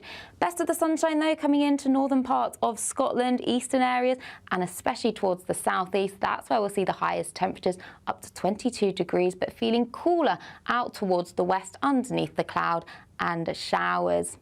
So plenty of late evening sunshine coming into northern parts of Scotland, but always cloudiest along this eastern coast still, with a rash of showers across the south, also affecting Northern Ireland and northwestern parts of England. Some of the showers still heavy, perhaps even with the odd rumble of thunder. Most of England and Wales, though, staying largely dry as we head into this evening, perhaps just the isolated showers still around. So as we go through this evening and overnight, most of the showers will ease. There could still be a few around across parts of northwestern England, but once that land cools again, we'll see the return of this low cloud, but many places generally staying frost-free. Might turn a little bit chilly to start Tuesday morning in places. So as we start Tuesday morning, low clouds still affecting north and eastern coast, but that will start lifting, breaking and retreating back towards the coast. Then many of us are seeing a bright, settled start to the day, but once the sun gets going, we'll see showers bubbling up, and some of these could be heavy with the odd rumble of thunder, especially Northern Ireland into Wales and Northern England, but feeling pleasant in that sunshine, highs of 22 degrees. Bye-bye. Expect a warm front, moving from the kitchen right through to the rest of the house. Boxed Boilers, sponsors of weather on GB News. The Great British Giveaway, a magnificent motorhome and a pocket load of cash. Have a go. It's just 3 weeks left to grab your chance to win. Courtesy of Marquis Leisure, you could be spending your summer touring in this stylish Elnag Baron 560 motorhome. Worth over £67,000. This brand new 2025 model comes complete with kitchen and bathroom areas and enough space to comfortably sleep a family of 4. We'll also give you a further £5,000 in tax-free cash to add a few of your favourite things, or just spend it however you like. Don't miss out as lines close on the 6th of June. For another chance to win the lot, text WIN to 63225. One entry costs £2.50 plus one standard network rate message. Or text BONUS to 63225. 5 entries cost £5 plus one standard network rate message. Go to gbnews.com/win. Entries start at £2.50. Call 0903 686 3232. Calls cost £2.50 plus your network access charge. Or post your name and number to GB13 PO Box 8690 Derby DE1 9TT. UK only. Entrants must be 18 or over. Lines close at 4 p.m. on the 6th of June. Please check the closing time if listening or watching on demand. Good luck.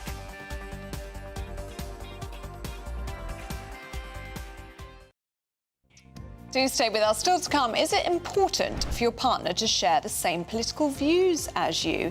And would you date somebody? Just share any views with me I'd be happy with. Never mind the politics. And what about someone that disagrees with you? Would you date them? But sure, is that not what partners do? They just disagree. Not all the time. It'd be very fiery. You'll find out. Anyway, we're back. Eamonn and Ellie here on this Monday morning after the break. From the school run to the home run, watch a new show for all of Britain. He can say whatever he wants. A straight-talking show where all voices are heard. And, you know, when are we going to stop talking about smashing the gangs and actually do it? With the stories that matter from every part of our country. There's a bit of a crash landing there for your Chancellor. Bold, fearless and standing up for you. That's me, Martin Daubney, 3 p.m. till 6 p.m, weekdays, here only on GB News. The People's Channel, Britain's news channel. Westminster's full of talk, but out here, it's the real world. Am I allowed to talk No, now? that's it. This is where it matters, real people and real lives. That's what politics is all about. In fact, has Trump made a good start? No. Straight answers, no spin, and just a couple of pints. How many fingers have I got up? About 10. So join me for Lee Anderson's Real World every Friday at 7 p.m, only on GB News. The People's Channel, Britain's news channel. Hi, I'm Michelle Dewberry and my show is your opportunity to cut through all the noise and dive in headfirst to some robust debates. Ideas clash. Situation, No, Because the failure is... You're deliberately avoiding my point. Nothing's held back. And if you think this is the end of it, wait for more. And we do not shy away from the difficult stuff. Sometimes I want to shake people and say, if only you understood. So join me on Dubes & Co weeknights at 6 p.m, only on GB News, Britain's news channel. Good Afternoon Britain isn't just about us. The wonderful thing about this programme is it's about everyone watching. It's an interactive programme. Well, there absolutely is something to see here, and we're going to be talking about it more. Whether it's breaking royal news, please bring us up to date. Or indeed a particularly punchy speech in the House of Commons. Very, very curious. We bring it to you live, and then we bring you live reaction as well. That's Good Afternoon Britain, weekdays from midday. Only on GB News, the People's Channel, Britain's news channel. This is Britain's Newsroom, where your voice matters. It's just astonishing. With expert analysis and honest opinion, we don't just keep you informed. We bring you unique perspectives you won't see anywhere else. Can't argue with any of that. When the news happens, it happens here. On Britain's Newsroom, weekdays from 9:30 a.m. Only on GB News. In the GB Newsroom, we bring you the news as it happens. With our team of dedicated journalists across the UK, we're ready to keep you up to date with what's happening every half an hour, every single day. Bulletins here on GB News. The People's Channel. Britain's news channel. Headliners on GB News 11 p.m. every night. It's got 3 top comedians going through the next day's newspapers so you don't have to read them, which is great. That's a good point. He's lying. Maybe he's not lying. That's Headliners every night from 11 p.m. and 5 a.m. as well on GB News, Britain's news channel.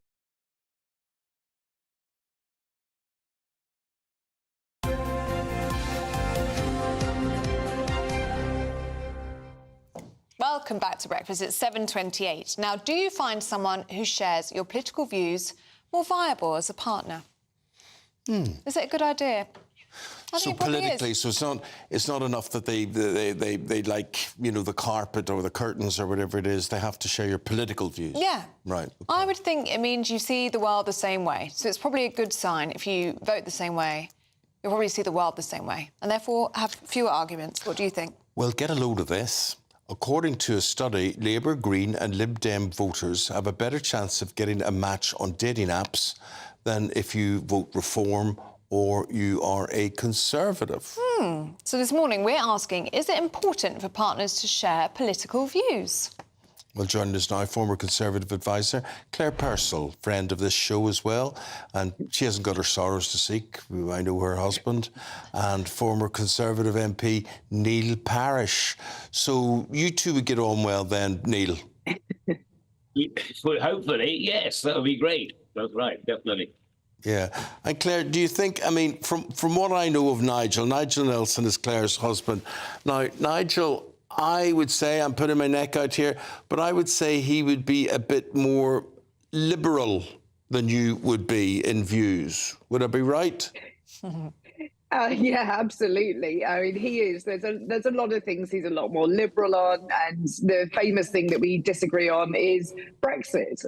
And I'm an unashamed Brexit supporter. He is a Remainer, and we have endlessly discussed this subject. But I think it's really important that you can actually have a discussion about it. You need to stop and listen to the other person to understand where their arguments are coming from. And he has much more liberal views than I do, but equally he has to put up with some of the more strident right-wing views that I have. And he needs to listen and understand why. And I think that's why it works in particular for us. Neil, what do you think? Do you think partners need to share the same views? Yeah, I think they do. I mean, I'm fortunate that 45 years ago when I first got together with my wife, and we've been married for 43 years now.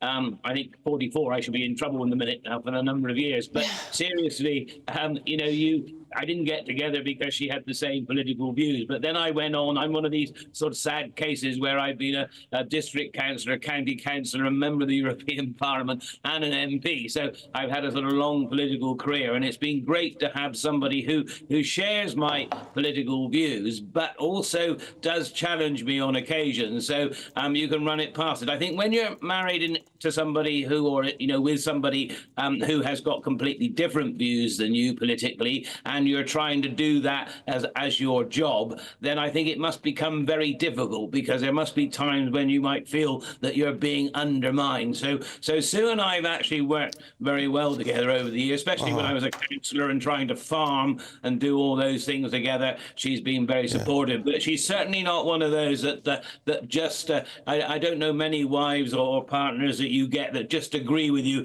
for the sake of it. I think Sue likes to challenge me anyway. That's part of what keeps the marriage going. So, I think it's really important to share the same political beliefs. It is important, but is it deliberate, Claire? Is it obviously in your case, if it had been a deliberate decision, you two wouldn't have been together. But do you feel undermined? Do you feel it's an inconvenience? Is it something you could often do without, or is it what makes you two tick?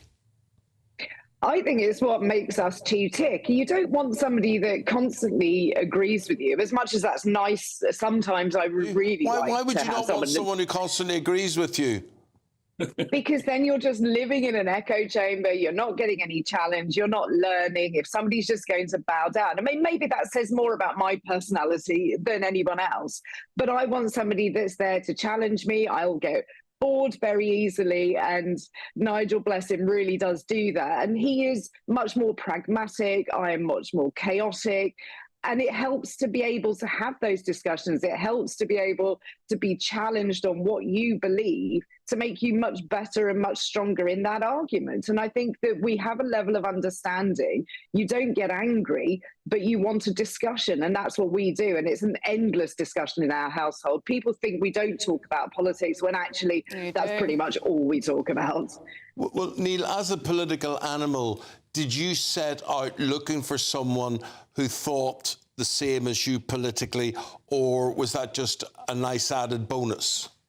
No, I mean, I was farming and sort of into young farmers when I first met my wife, and so I was a little bit political as well, as you can imagine, but I hadn't really designed the idea and so she married a farmer, Sue, and then he went on to be a politician, and we were very fortunate that, like I said, we just shared the same political views. But I don't think I wouldn't have married my wife if she hadn't been of the same political views. But as I went on to be a politician, it was extremely useful, and like I said, also, like I said, she still challenges me. I would just say that I think it's quite nice to agree sometimes. I think marriages are interesting, aren't they? And we certainly over 45 years have had our moments, but like I said, it's great to work together. And then when Sue was very good, that she was supportive, and even sometimes she didn't share exactly my same views. When I was an MP or whatever, she didn't then say to the constituents, well, my view is this, you see, because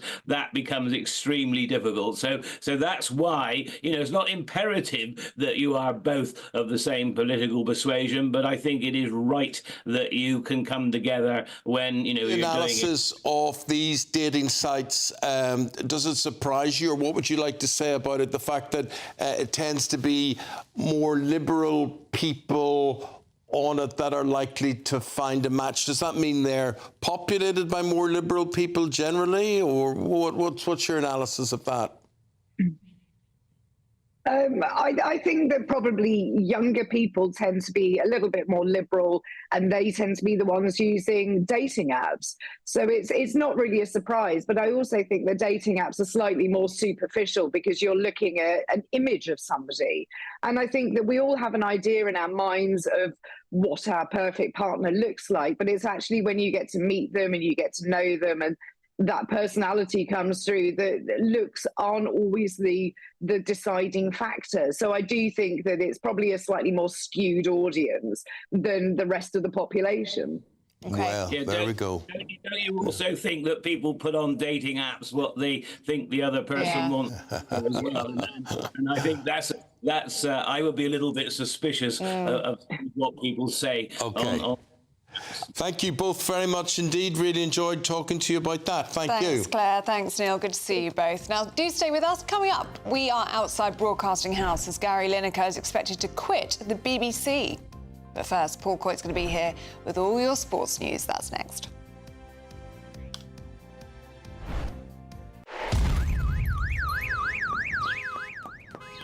Crash Law 24 sponsors GB News Traffic and Travel Report. Good morning, this is the latest AI travel news from gbnews.com. The M4 eastbound has lane closures from junction 43 Landersea to 42 Earlswood due to electrical work, with diversions in place.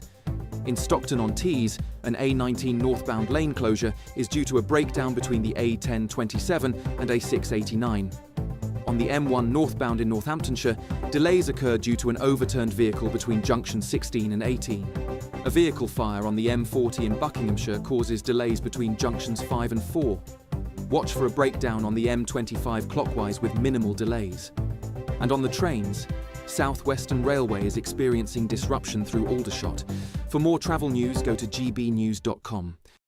Crash Law 24 sponsors GB News Traffic and Travel Report. Good Afternoon Britain isn't just about us. The wonderful thing about this programme is it's about everyone watching. It's an interactive programme. Well, there absolutely is something to see here, and we're going to be talking about it more. Whether it's breaking royal news, please bring us up to date, or indeed a particularly punchy speech in the House of Commons. Very, very curious. We bring it to you live, and then we bring you live reaction as well. That's Good Afternoon Britain, weekdays from midday. Only on GB News, the People's Channel, Britain's news channel. From the school run to the home run, watch a new show for all of Britain. He can say whatever he wants. A straight talking show where all voices are heard. And, when are we going to stop talking about smashing the gangs and actually do it? With the stories that matter from every part of our country. There's a bit of a crash landing there for your Chancellor. Bold, fearless and standing up for you. That's me, Martin Daubney, 3 p.m. till 6 p.m, weekdays, here only on GB News. The People's Channel, Britain's news channel. It's Patrick Christie's Tonight, and here we do things differently. It's explaining the absolute madness of this, doesn't it? It's explosive. I mean, this is very good. It's lively. 850. Your government sat there, Sean, and it did nothing. It's controversial. And the Middle East has been in turmoil since before I was born. It's everything you need to kickstart your evening. Everyone's had their Weetabix tonight. I love to see it. That's Patrick Christie's Tonight, weeknights from 9 p.m. Only on GB News, the People's Channel, Britain's news channel. Hi, I'm Michelle Dewberry, and my show is your opportunity to cut through all the noise and dive in headfirst to some robust debates. Ideas clash. Situation, isn't it? No, because the failure is you're deliberately avoiding my point. Nothing's held back. And if you think this is the end of it, wait for more. And we do not shy away from the difficult stuff. Sometimes I want to shake people and say, if only you understood. So join me on Jubes and Co weeknights at 6 p.m. only on GB News, Britain's news channel.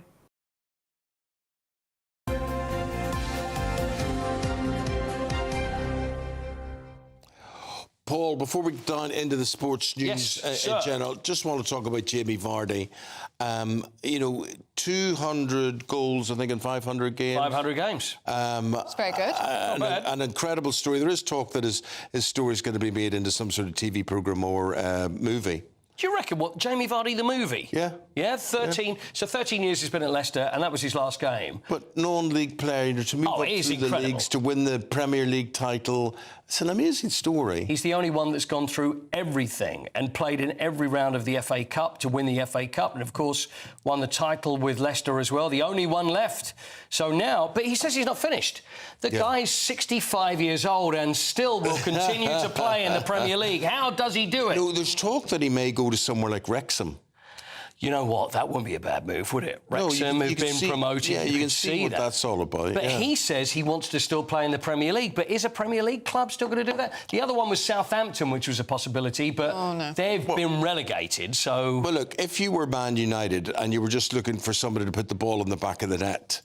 and there's some... where is the Man United striker? I mean, like, we can sit and debate this till the cows come home. We can. But Man United don't have a recognised striker, really, somebody that's doing the business. But they're not going to go to Jamie Vardy. They're just not. They're not going to go to a 38-year-old footballer. But they could for League Cup games and things. They could do. I mean, it's been done where you have an older player and, just put him out every now and again. Yeah, if he's scoring, that would be no bad. Exactly. But I don't think they will. You don't think they will. You know they won't.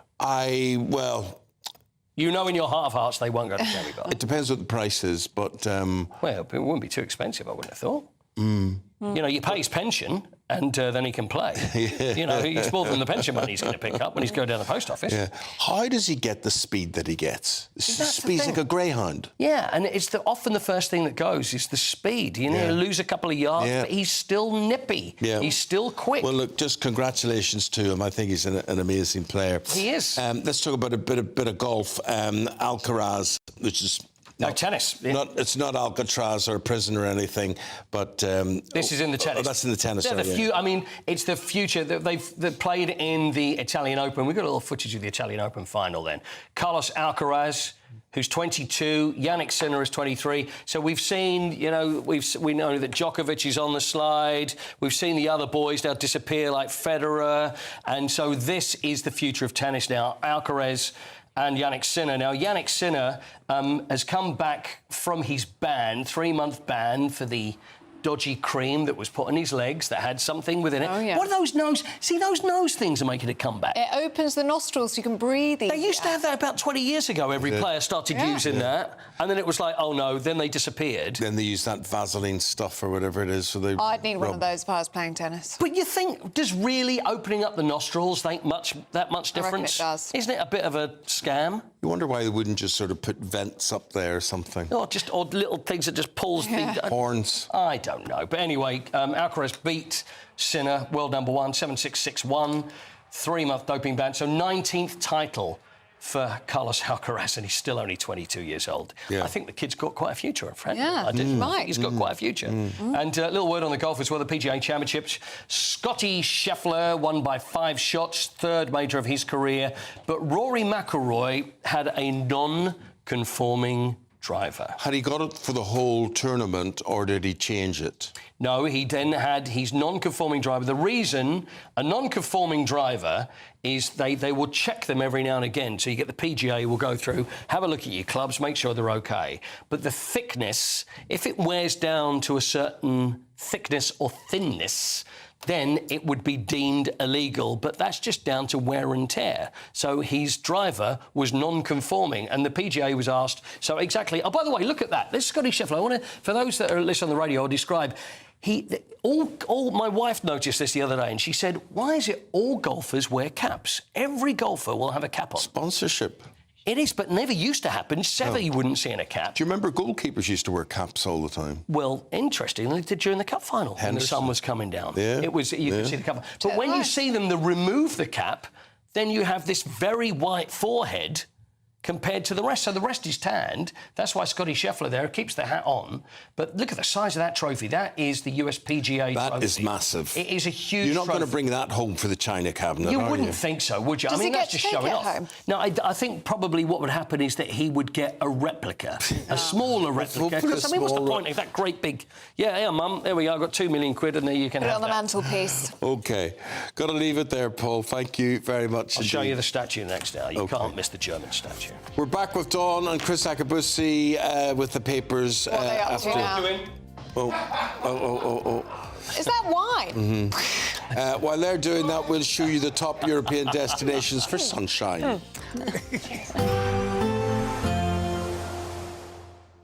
Can't wait to get in that sea. Lovely and warm. Just like the feeling of having great travel insurance. All Clear Travel Insurance sponsors GB News Travel Destinations Forecast. Hello. Well, looking further afield, there are heavy showers around with the risk of thunderstorms, but mixed with plenty of warm, sunny spells. So across Madeira, the Canary Islands, fine and dry on Tuesday. Likewise for much of Spain and Portugal. But we do have this area of low pressure bringing heavy spells of showers and thunderstorms across parts of Europe. Plenty of sunshine further towards the east and feeling warm here too. Otherwise, sunshine and showers, highs of 26. All Clear Travel Insurance sponsors GB News Travel Destinations Forecast.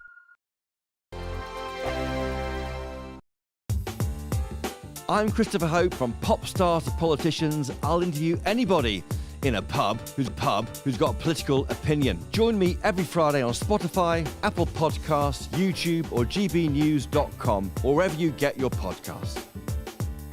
This is GB News, the People's Channel. Good afternoon, Britain. Weekdays from midday. What this allows teachers to do is to divide the children into groups so they can be taught as in groups around a table, 3 or 4 tables in the classroom. Now, much more effective than that is to have a teacher at the front of the class and the children facing the teacher. It's called whole class teaching. It's what they do in the Asia Pacific.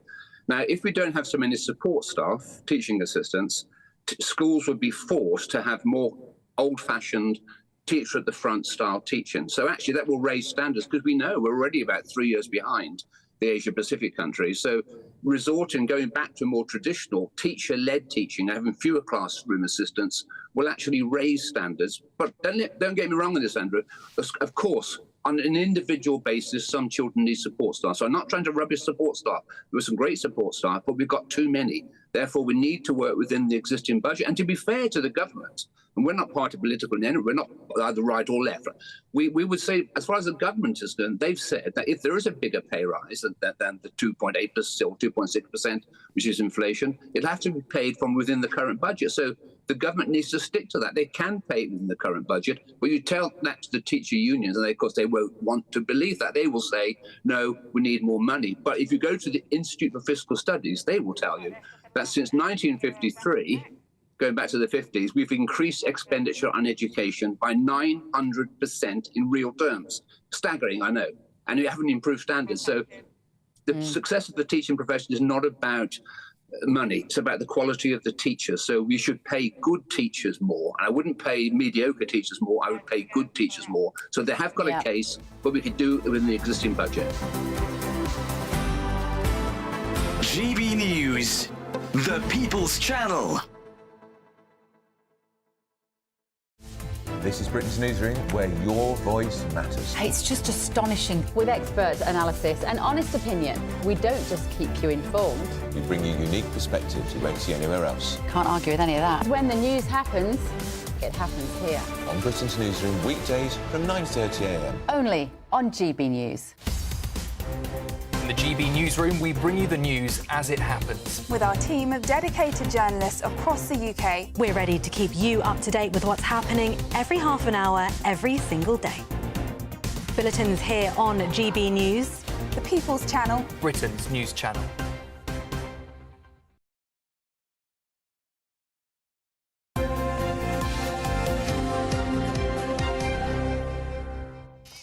Welcome back to Breakfast. We're going through the papers in the company of Dawn Neeson and Chris Akabusi. Morning, you two. Morning. Dawn, let's start on Gary Lineker, shall we? Oh, yes. Quits the BBC after 26 years. Yeah, no, the news broke overnight. I mean, obviously, we knew he was stepping down from some duties, but he's obviously now stepped down, been sacked, whatever. We don't know the full ins and outs of it. I think it was something to do with this Israeli post. It was, yeah. I mean, the post, it was a social media post, a repost that featured, it was about the Palestine situation, which Gary has been very vocal about, but it involved the image of a rat on there, and historically the rat is viewed as anti-Semitic because this is what the Nazis and Hitler compared Jewish people to back during the war period. They were, you know, compared to rats because they were filthy and unclean.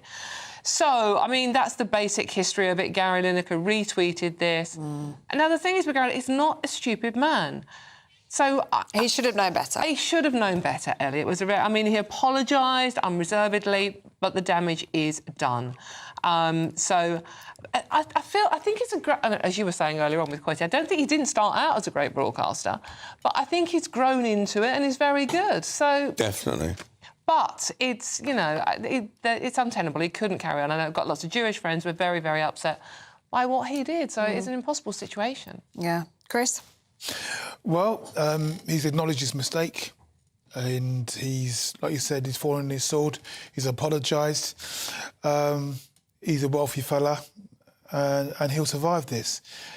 So, I mean, if I had any concerns, it would be that people not of his standing, social network standing, their career's done.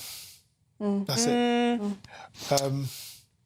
And, you know, I don't know. That's the first time I've heard of it. I didn't see the tweet. I'm not into all that Twitter business. He's made a mistake and he's paid for it. He's paid for it. Yeah. Chris, you've got a story here about poor mental health as a child.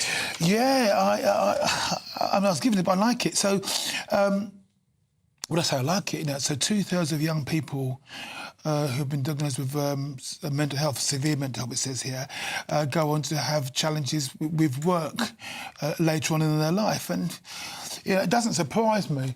And I was reading it and I was thinking, well, once you name it, people are going to claim it.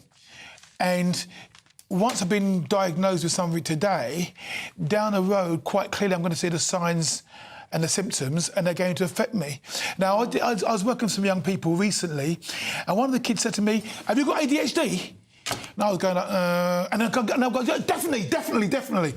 And once they told me, I thought, well, yeah, if I'd been a kid at school in my day, I would have been diagnosed as ADHD. But it wasn't there in my day, so it's not necessarily in my lexicon. You know, just finally, you know, I've had a few challenges that I'm dealing with, but because I was growing up to be told, mate, crack on and deal with it. Now, I'm not saying, I understand in the modern zeitgeist, as a bloke, you're still supposed to go and seek help and talk to people, but my generation, you just get on with it. And yeah, but getting on with ADHD for someone like you... No, I'm not talking about ADHD now. I'm talking about now mental challenges, so that, you know, you're not sleeping. Yeah, but it can make people better athletes, better at what they do. Oh, yeah. A lot of occasions, attention to detail and whatever. Oh, absolutely. Well, and also, because when you focus on something, then you get, personally, obsessive compulsive about that, which is 100% what you require when you want to be a world-class athlete. OK, right. I want to ask you, Dawn, about pouring gravy. I find this quite strange, but pouring gravy onto someone else's dinner. You'll have a bit of... My mother used to do that all the time. You want some gravy, no mum, don't want... You get it anyway. So if you pour gravy onto someone else's dinner without permission, it could earn you a right roasting. It could indeed. Yes, absolutely. This is a new survey which is done by a casino, which I find a bit weird. Any case. Random. Yeah, completely random. Discovered that pouring gravy on someone else's dinner, your mum would be in trouble these days, is socially unacceptable. 81% of people found that adding gravy to even your partner's roast dinner is a no-no, and in some cases can even lead to divorce. I totally agree with that. Yeah. I think it's You're not even married it yet, is, Ellie. I know, and it's it would be grounds for divorce. It is so personal. Your gravy. So if your mum... I wouldn't have my mother touching my gravy. But say you don't like gravy. So you don't like it? Mum wouldn't put it on there, would she? See, I like... She would. My mother used to come round with a salt cellar for us, right? You'd have some salt in that. No, Mum, I don't want some salt. Oh, of course, you love some salt on that. I used to warn my mother about salt all the time. My mother took copious amounts of salt. And she lived until she was 96. Yeah. And used to thought, this is bad for her. But... So, well, if my missus, Ellie, I'm not married, but when I was married, if she cooked my dinner and put some stuff in it, I'm not brave enough to say, listen, sweetheart, I'm not having that. The next time I'll be wearing it around my head. Having it, yes, exactly. Dawn, what do you think? I don't like gravy, full stop, to be honest with you. So. Really? Yeah. I like a wet dinner. I don't like a roast dinner unless it is absolutely swimming in gravy. But I wouldn't like anybody else to pour it. Do you like That's it up to thick, me. though? Thick, wet. Is it because you know exactly where you want it? You know, is it on the I know vegetables? exactly where is it on the goes. meat? Yeah. Is it on the roast or? Yeah. You know, and in the Yorkie. Check yes, you out. Swimming. Check you Anyway, out. now Let's you know. see if we can cover Let's see if we can cover the weather in gravy. Let's see how good it is. Catherine Chalk, a very good morning to you.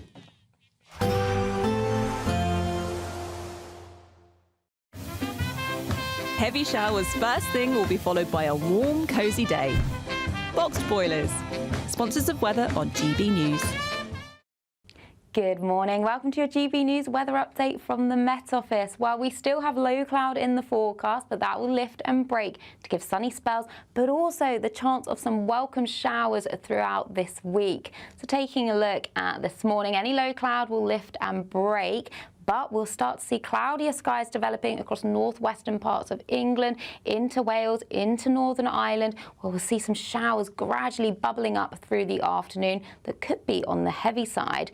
Best of the sunshine, though, coming into northern parts of Scotland, eastern areas, and especially towards the southeast. That's where we'll see the highest temperatures, up to 22 degrees, but feeling cooler out towards the west underneath the cloud and showers.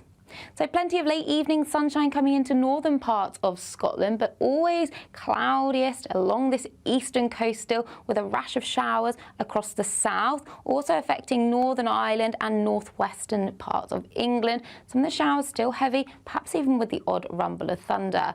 Most of England and Wales, though, staying largely dry as we head into this evening, perhaps just the isolated showers still around.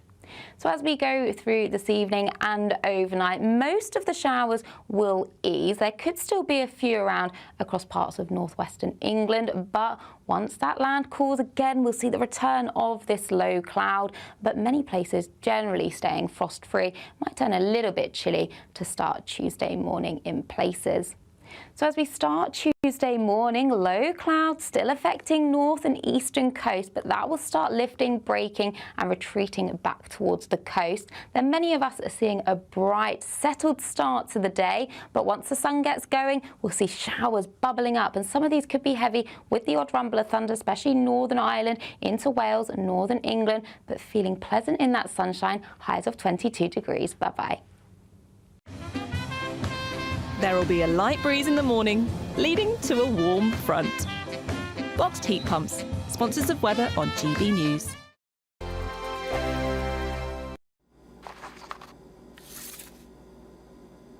Crash Law 24. Sponsors GB News Traffic and Travel Report.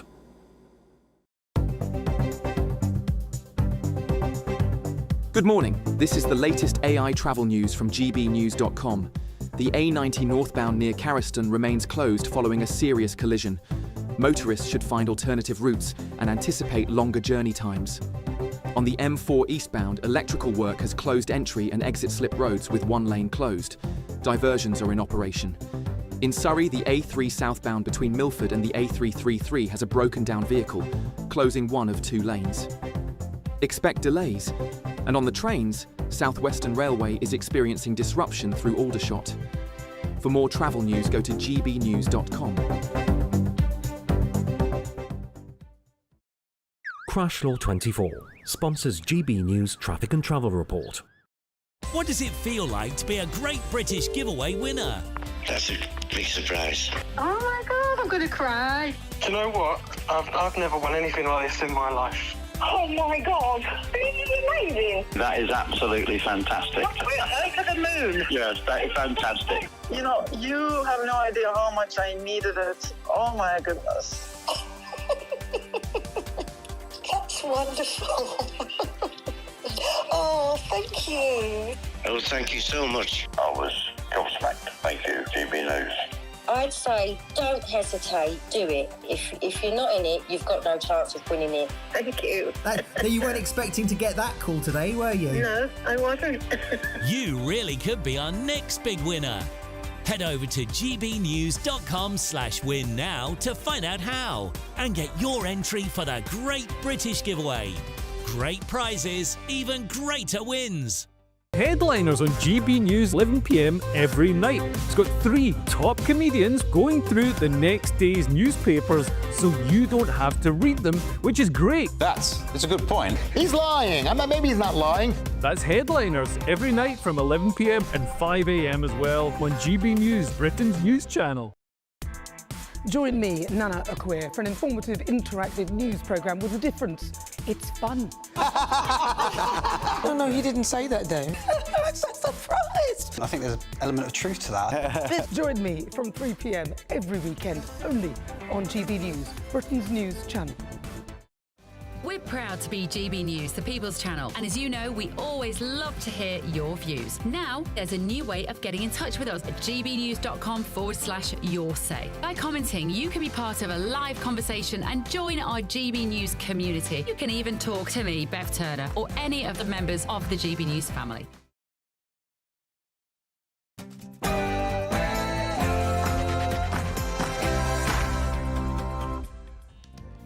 Hello there, good morning. You're waking up on this Monday morning to the news that the first ever British and European summit will begin imminently. But after a night of crunch negotiations, there's fears that this government could sell out on Brexit. Well, what exactly could it mean for you and your wallet? We're live with the latest developments. I'm here in central London for the first Brexit summit in the UK, and since we left the European Union, Labour says it'll be done in national interest. The Tories call it a surrender summit. I understand there's been a breakthrough last night. More coming. Is it on fish? Is it on 18 to 30s, freedom of movement, or is it on passport e-gates? Don't go anywhere. Former US President Joe Biden is diagnosed with aggressive prostate cancer. We've been speaking to a top oncologist. Would urge men that have prostate symptoms, difficulty in passing urine, blood in the urine, getting up at night to pass urine, go and get a checkup. Goodbye, Gary. A day of reckoning for the BBC as their highest paid star is expected to quit after a series of controversies. We're live from Broadcasting House very shortly as we await word. Now, have you ever had a colleague who just isn't pulling their weight? Well, it turns out most of us find it more annoying than anything else in the workplace. We're debating this morning whether snitching to the boss is the way to deal with a lazy co-worker. We're debating that in about 20 minutes. Chelsea Flower Show begins today, and a nice day it is for it. The King and Queen prepare to take in the floral spectacle. And in sport this morning, Everton say goodbye to Goodison Park, 133 years there, although the women's team will still play at Goodison. In golf, Scotty Scheffler has won the US PGA Championship. Look at the size of that cup. And Rory McIlroy plays with a non-conforming driver. And Germany's biggest statue, the Hermann Spenkman, is wearing the biggest football shirt ever seen. Look at the size of that shirt. Hello. Well, after plenty of fine and dry weather, we have got some welcome showers in the forecast this week. I'll have all the details coming up. Come to you in a minute. Hello there, very good morning to you. I'm Eamonn Holmes. I'm Ellie Costello, and this is GB News Breakfast.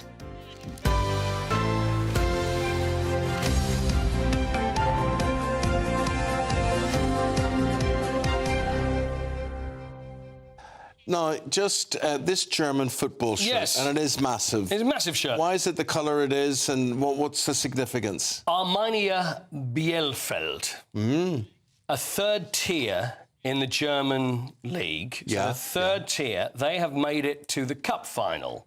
Now, Detmold is very near Bielefeld. Right. And that is where the Hermann Stenkmal is, which is a 175-foot statue of someone that defeated the Romans in Germany.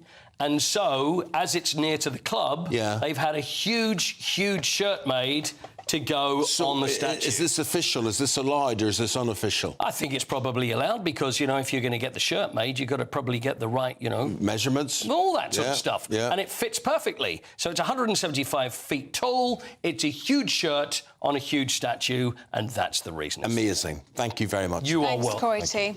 Well, joined now by Deputy Leader of Reform UK, Richard Tice. Good to see you this morning, Richard. And what do you make of the first UK-EU summit? What are you expecting to hear today? Well, I'm expecting a pretty much full-on surrender, frankly, on the three big critical issues.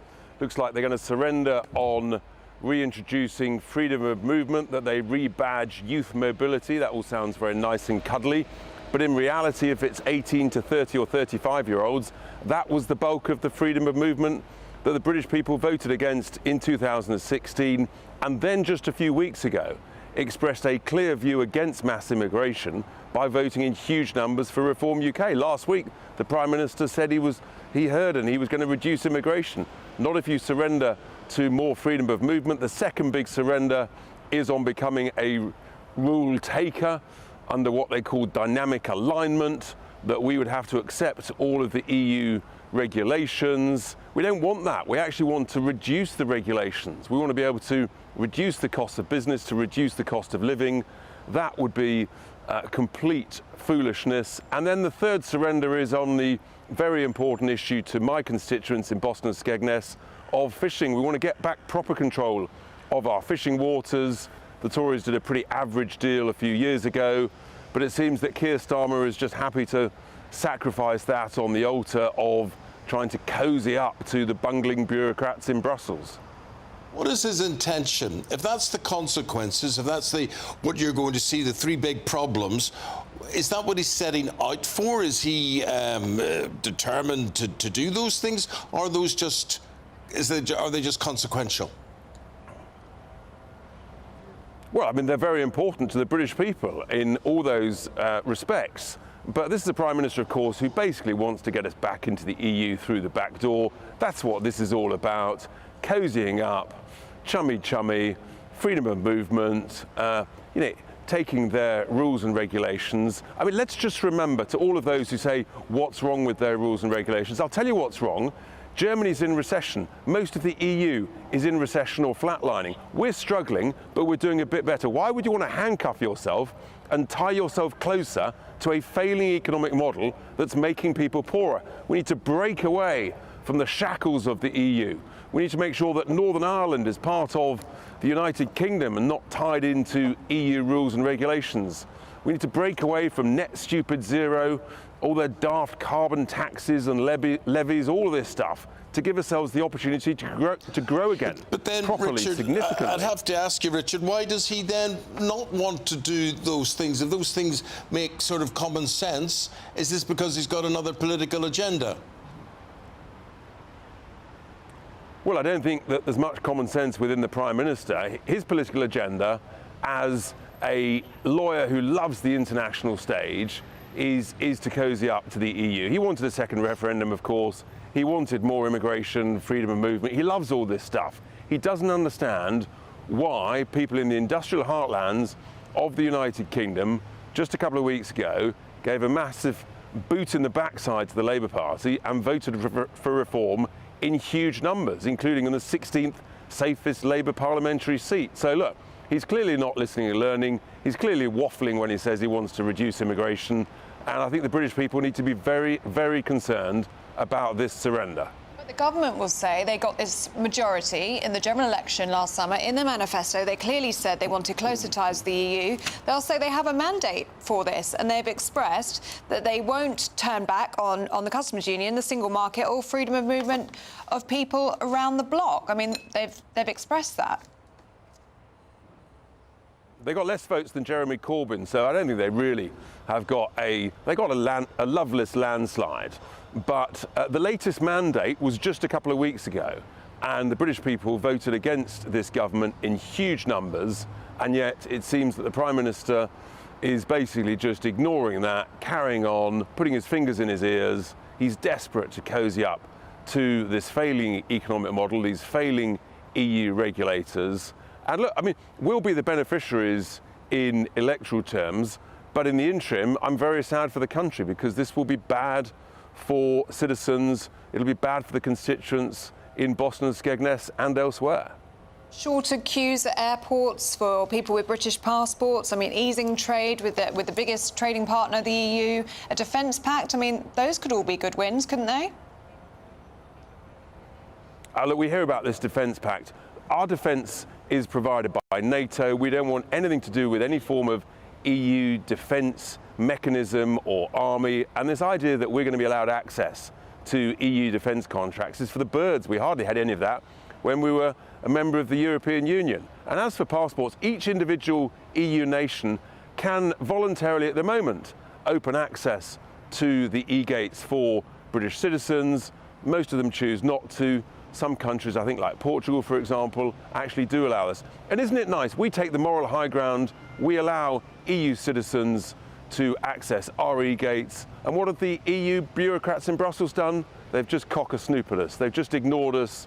That shows who they really are. We can be friendly with our glorious partners and friends in EU nations, but frankly, we need to be very wary of the bureaucrats in Brussels. And finally and briefly, Richard, why isn't the government more open with us? I mean, I think that if you explain to the populace and say, look, this is what we're trying to do, this is what we're hoping to do, people are more likely to maybe think, OK, we'll give you a chance on that, we'll see where you're heading with this. Why do you think it's all so secretive? Well, it's obvious, isn't it? Because they've got something to hide. They don't want to admit the truth. But I think never underestimate the gut instincts and the common sense of the British voter who sent a message to the government just a couple of weeks ago, don't sell us out, Prime Minister. And yet what's he doing? He's selling us out on freedom of movement. And, you know, we just haven't got the border controls, the visa mechanisms to be properly monitored and supervised by our useless Home Office. And we will see huge abuse, and we will see the suppression of British wages and more pressure on British housing, British healthcare, and that's not good. In fact, it's very bad. Thank you very much for your time, Richard Tice. Appreciate it. We'll leave it there. Thank you. Thank you. Well, that major summit between the UK and the EU is due to take place today after reports of last-minute crunch talks over a new deal running through the night. We're live in the heart of the action as European leaders begin to arrive is our political editor, Christopher Hope. Chris, good morning. Morning, Eamonn. Morning, Ellie. I think your last question there, Eamonn, nailed it. So far, there's been very little attempt by the government to explain what is going on. We have to rely on reports, nudges here, winks there on this Brexit reset.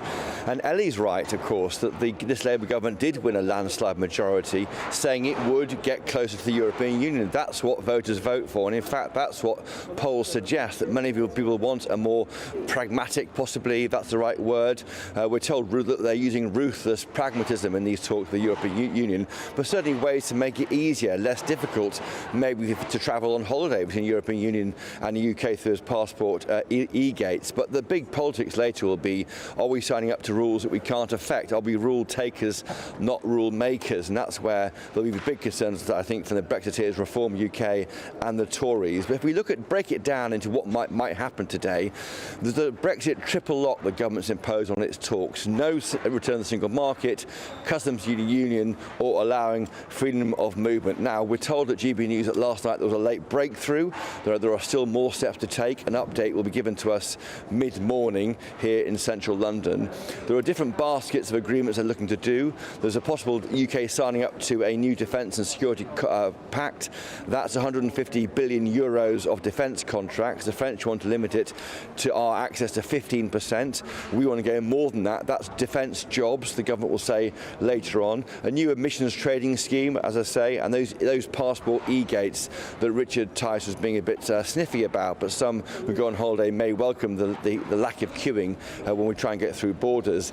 The second basket is where there could be a deal done. We're not sure yet. That's on dropping checks on food and other it's called phytosanitary products going backwards and forwards between the European Union and the UK. And that's where you get into the question of rule takers, not rule makers, because the European Court of Justice could have oversight of that. And that's where you get towards that word sovereignty, of course, in Brexit. And just finally, there might be some idea on freedom of movement for under 18 to 30-year-olds, and of course fish, access to fishing waters.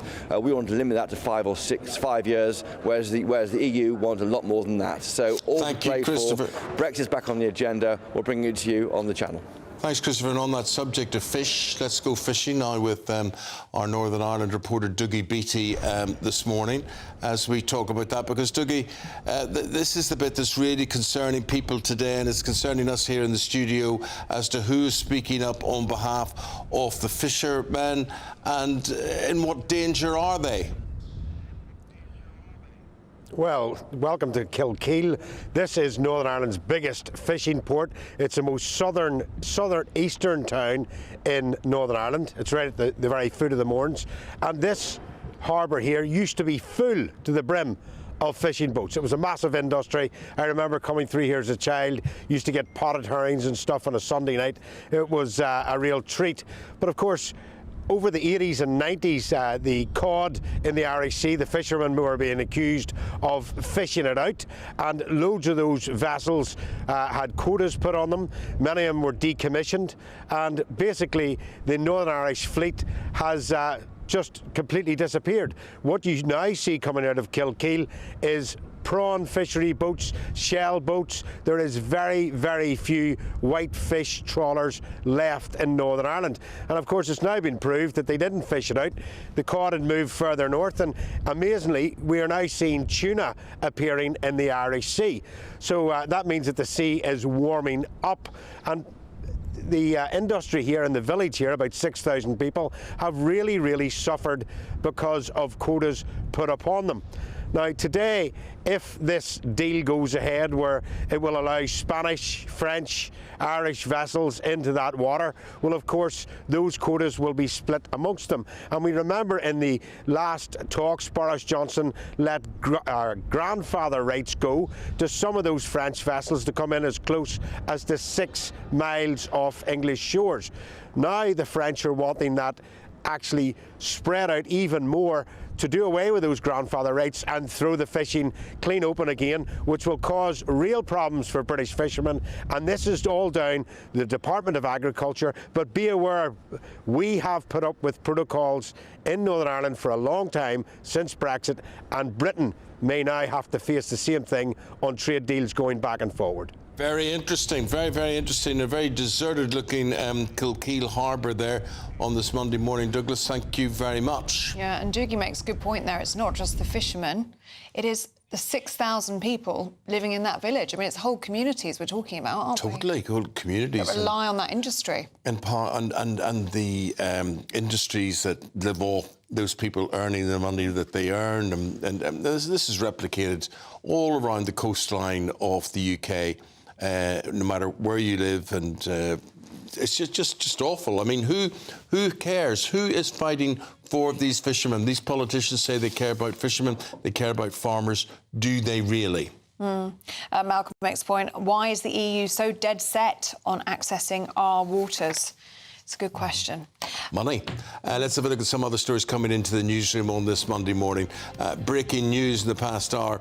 One person has died after a boat carrying migrants got into difficulties in the Channel. That's according to French authorities. It comes as Keir Starmer gears up for this big meeting that we've been talking about, and we'll have more on this throughout the show. Gary Lineker is set to announce he'll leave the BBC after 26 years with the corporation. It comes after the Match of the Day star apologised for sharing a post on social media widely viewed as anti-Semitic. We'll be live from Broadcasting House very shortly as we await word from Gary Lineker. A teenager has been arrested after a 16-year-old boy died following an injury at a beach in Ayrshire. Caden Moy was found seriously injured by police on Saturday evening. He was taken to hospital before passing away. Police Scotland have since confirmed a 17-year-old boy has been apprehended as the investigation continues.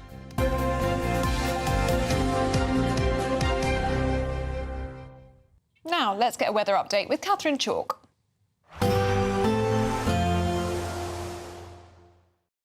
Expect a warm front, moving from the kitchen right through to the rest of the house. Boxed Boilers, sponsors of weather on GB News.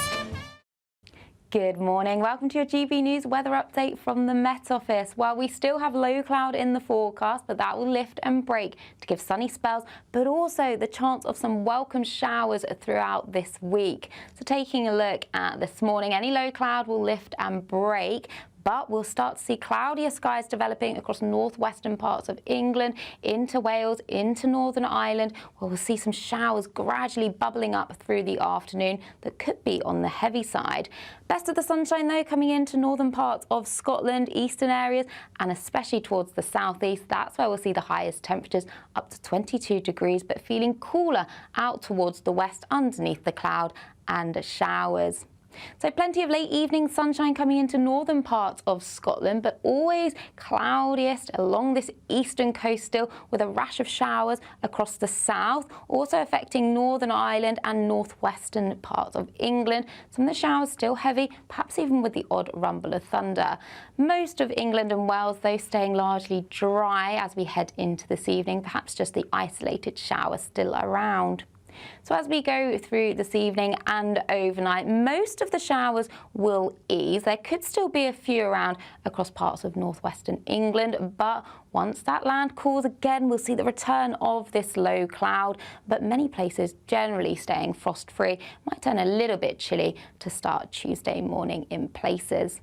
So as we start Tuesday morning, low clouds still affecting north and eastern coast, but that will start lifting, breaking and retreating back towards the coast. Then many of us are seeing a bright, settled start to the day, but once the sun gets going, we'll see showers bubbling up, and some of these could be heavy with the odd rumble of thunder, especially Northern Ireland into Wales and Northern England, but feeling pleasant in that sunshine, highs of 22 degrees. Bye-bye.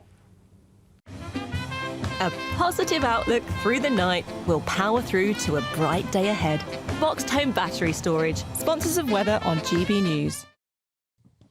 And while the weather's good, it's a good chance to win our prize. The Great British Giveaway could put you in the mood. What have we got, Ellie? Brand new motorhome worth over £67,000 plus £5,000 in tax-free cash. Here are all of the details that you need. Someone is going to win the biggest prize package to date, and that someone could be you, driving away in this Elnag Baron 560 motorhome, courtesy of Marquis Leisure. It has plenty of room for your family of four, comes complete with kitchen, bathroom and all the space you'll need for life on the road. And the best news? You can drive it on your existing driving licence. Plus, we'll also give you a further £5,000 in tax-free cash to spend however you like. Don't delay. You can't can't win if you're not in the draw. For another chance to win the lot, text WIN to 63225. One entry costs £2.50 plus one standard network rate message. Or text BONUS to 63225. 5 entries cost £5 plus one standard network rate message. Go to gbnews.com/win. Entries start at £2.50. Call 0903 686 3232. Calls cost £2.50 plus your network access charge. Or post your name and number to GB13 PO Box 8690 Derby DE1 9TT. UK only. Entrance must be 18 or over. Lines close at 4 p.m. on the 6th of June. Please check the closing time if listening or watching on demand. Good luck. Yes, good luck. Well, after the break, we're outside Broadcasting House, BBC headquarters, as sports presenter Gary Lineker is expected to quit this morning. We're also going to be debating, do you have to tell someone if a colleague has been slacking? Is telling the boss the right way to deal with it? We're debating that next. This is our country, and we think it's amazing. From high tea to the high street, we love it all. Even the rain, we like that too. There's nowhere else we'd rather be. That's why we're here to be the fearless champion of Britain, its voices and its values. Because we are GB News, the People's Channel, Britain's news channel. This is GB News, Britain's news channel. Health programme that turns back the clock. Promethean Longevity is a wellness company with a difference. Using a combination of science and fitness, it aims to reduce people's biological age. We take their initial tests and work out their biological age, and we take a history of their exercise, what they're eating, and then we make a bespoke programme that's kind of personalised to each participant, and that will guide them through 6 weeks of diet. Everything that they eat will be planned. Their exercise is planned.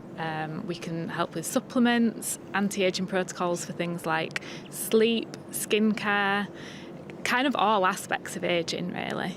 It comes as life expectancy in Yorkshire is one of the lowest in the country, according to the ONS. Well, a man born in Yorkshire can expect to live almost a decade, well, in certain parts of Yorkshire, let's be more specific, can expect to live a decade less than someone born in certain parts of the south. That's pretty significant.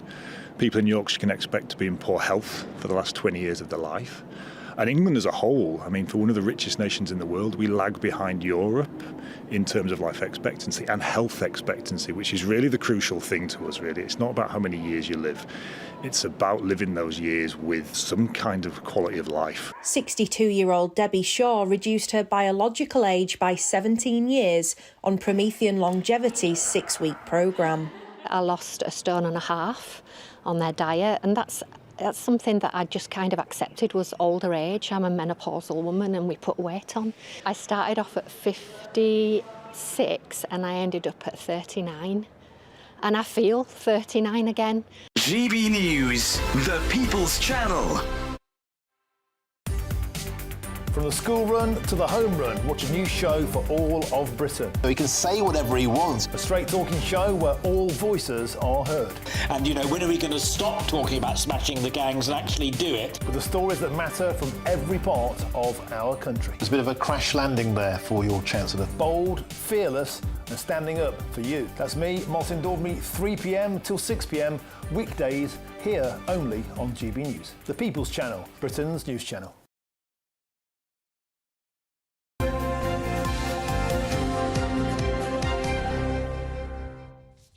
Now, there's some good news that we want to bring you this morning. GB News Breakfast has been shortlisted for the Trick Award finals for Best News Programme. You're not done yet. You've got us and you've got Charlie Peters shortlisted as well. Well done, my friend. Best News Presenter is Charlie for his work on unveiling these grooming gangs. And, of course, all of this has been made possible by you. And we want to thank you for your continued support. Yes, thank you. We honestly wouldn't be here without you, so we really do appreciate it, and everyone that took the time to vote. And the winners will be announced at the end of June, so still a little while to go, but we have made the shortlist. That's really lovely news, isn't it, this morning? Very good news, really, really lovely. Now we go to the next stage, all the way. Yeah, go for the triple. Work, right. Think about work. What's your biggest peeve at work? It's been revealed that most of us find colleagues who don't pull their weight more annoying than anything else. But what if you're listening to this and you are a colleague that doesn't pull your weight because you know you are? You will absolutely know, or else you really are stupid if you don't know. So is it justified to report that person to above when they are dodging, when they are not doing it? And sometimes you just got to be honest that sometimes they're just too stupid.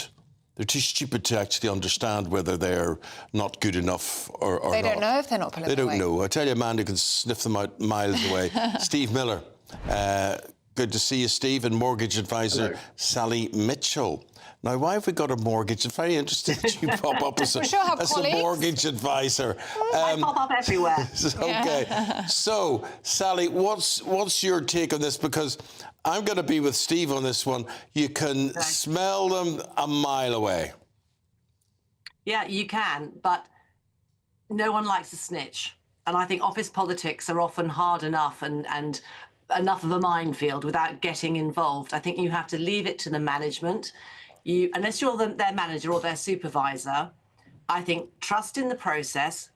Don't stick your nose in, because everyone always shoots the messenger. And in my experience, whenever I have flagged anything, it has normally turned round and bitten me rather nastily. So I wouldn't be getting involved. But everybody suffers, Steve. That's my point of view. We're all being dragged down by these people who aren't pulling their weight. Oh, I say bring on the snitch, whatever you want to call it, because at the end of the day, of course, you know, I go to work to earn my money. I don't go to work to earn your money. And coming back to the point the other contributor makes, you know, if the manager is a good manager, and let's say they are, then they'll obviously keep it confidential as well.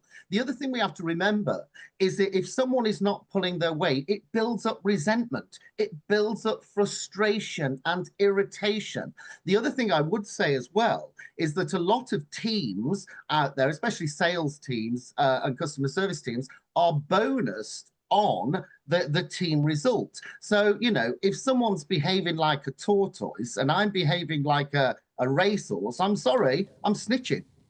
Yeah, I mean, Sally, it's not fair on the whole team, is it, if somebody isn't pulling their weight? No, that's absolutely true. But in a sales environment, that person will not last long. They will be thrown out. It just doesn't happen. And maybe I'm just not that much of a team player. I don't really care what anyone else is doing. As long as I'm all right, then I'm not going to worry about anybody else. But it does depend if it falls on your shoulders. I mean, you take organisations, and I have worked in the civil service in the past, and, you know, there can be a lot of slackers there who are well protected, and it's practically impossible to get rid of them. This is true. But then again, so why bother? Just leave it up to the management and the systems in place.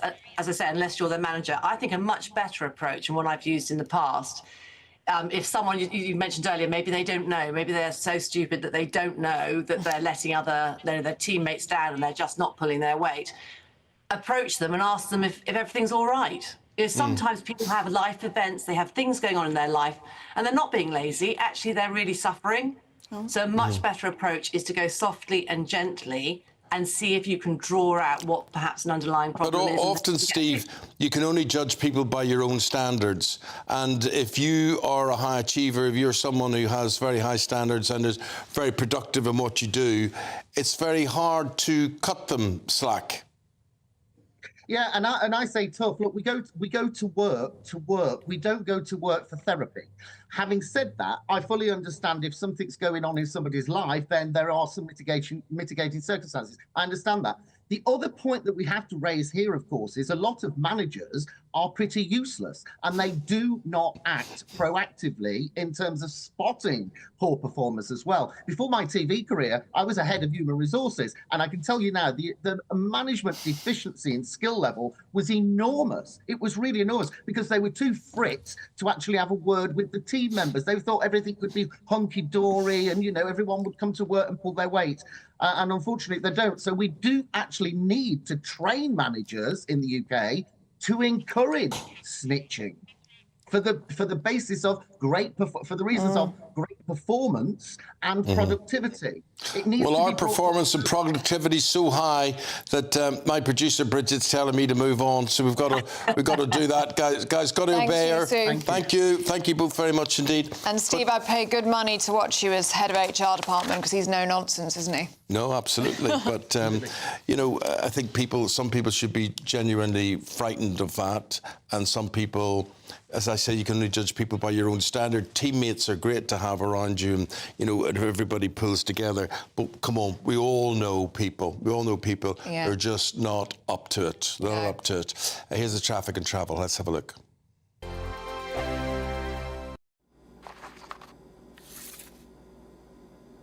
Crash Law 24 sponsors GB News Traffic and Travel Report. Good morning. This is the latest AI travel news from gbnews.com. A traffic incident on the A90 northbound near Cowston is causing delays. Electrical work on the M4 eastbound includes closures and diversions. In Stockton-on-Tees, a broken-down vehicle has closed one A19 northbound lane between the A27 and the A689. Nottinghamshire's A52 eastbound collision has closed all lanes, resulting in significant delays. Congestion is expected on Staffordshire's A5148 southbound, and on the train's London Overground services face disruption between Richmond, Clapham Junction and Gospel Oak. For more travel news, go to gbnews.com. Crash Law 24 sponsors GB News Traffic and Travel Report.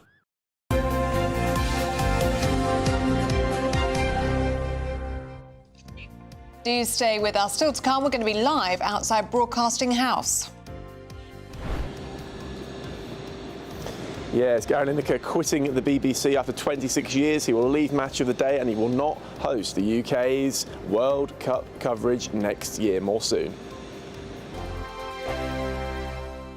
Hi, I'm Michelle Dewberry, and my show is your opportunity to cut through all the noise and dive in head first to some robust debates. Ideas clash. Situation, Because the failure is you're deliberately avoiding my point. Nothing's held back, And if you think this is the end of it, wait for more. and we do not shy away from the difficult stuff. Sometimes I want to shake people and say, if only you understood. So join me on Dubes & Co. weeknights at 6 p.m, only on GB News, Britain's news channel. From the school run to the home run, watch a new show for all of Britain. He can say whatever he wants. A straight-talking show where all voices are heard. And, you know, when are we going to stop talking about smashing the gangs and actually do it? With the stories that matter from every part of our country. There's a bit of a crash landing there for your Chancellor. Bold, fearless and standing up for you. That's me, Martin Daubney, 3 p.m. till 6 p.m, weekdays, here only on GB News. The People's Channel, Britain's news channel. Exciting news. Every Friday, my Patrick Christie's Tonight Show is going to have a twist to it. We're welcoming some special guests. You. That's right, on Fridays I'm going to be doing my show in front of a live studio audience because this show is about you and what you have to say. It's going to be the same big debates, same big topics, same big opinions. But every Friday night at 9 p.m, you are invited to come on down to Patrick Christie's Tonight to be a part of the action. Only on GB News, the People's Channel, Britain's news channel. Westminster's full of talk, but out here, it's the real world. Am I allowed to talk now? No, that's it. This is where it matters, real people and real lives. That's what politics is all about. In fact, has Trump made a good start? No. Straight answers, no spin, and just a couple of pints. How many fingers have I got up? About 10. So join me for Lee Anderson's Real World every Friday at 7 p.m, only on GB News. The People's Channel, Britain's news channel.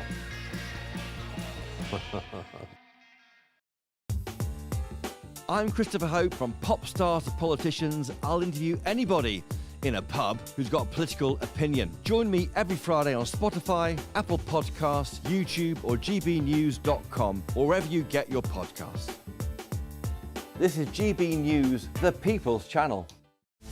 This is Britain's Newsroom, where your voice matters. It's just astonishing. With expert analysis and honest opinion, we don't just keep you informed. We bring you unique perspectives you won't see anywhere else. Can't argue with any of that. When the news happens, it happens here. On Britain's Newsroom, weekdays from 9:30 a.m. Only on GB News.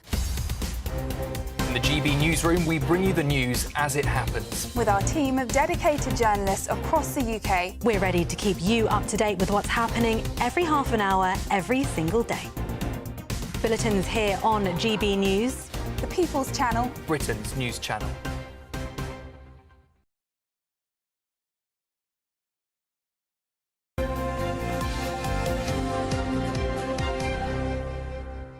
A lot of noise happening at the BBC this morning. Gary Lineker is believed that he will be announcing he's leaving the BBC after 26 years. He won't be involved in World Cup hosting or FA Cup hosting. Adam Cherry, our man, is at Broadcasting House, and he will tell us more. Adam.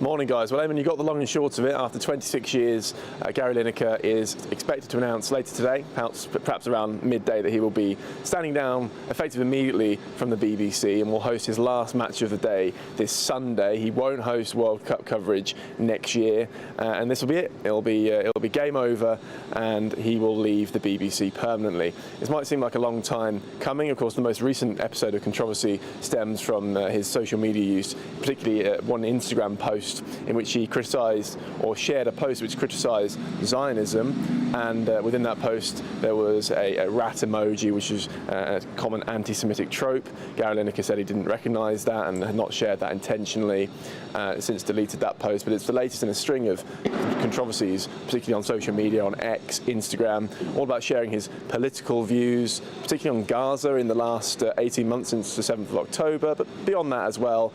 And according to The Sun, he has told the BBC that he's recognised that his position is untenable and he will therefore step back effective immediately. Okay. Adam, thank you very much indeed. Quoty. Except it's not effective immediately. Well, if it's untenable, then surely that means he's not going to be doing Match of the Day on Sunday. But he is. But he is.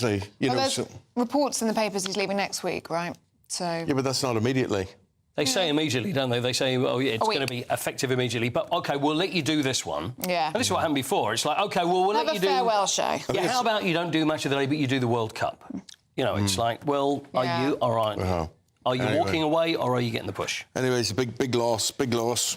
Oh, I better get my application in for that. Yeah, I think so, yeah. You do that because he was doing Match of the Day and he was doing the FA Cup final, wasn't he, on Saturday, which was won by Crystal Palace. Hold on a minute. We're just got some breaking news here and then we're going to come back to you. This summit that is between the UK and the EU today, we are hearing there is an agreement, post-Brexit reset deal ahead of the summit beginning later this morning in London. Yeah, we'll bring you the latest throughout the morning, but it's regarding, we believe, the fishing deal. Reportedly, a 12-year access deal has been struck, which, of course, industry insiders would say that's bad news for our fishermen. Now let's strike you. They choose their moments, don't they? They choose their moments. John Solarco, Crystal Palace legend, a very happy man, I imagine, this morning.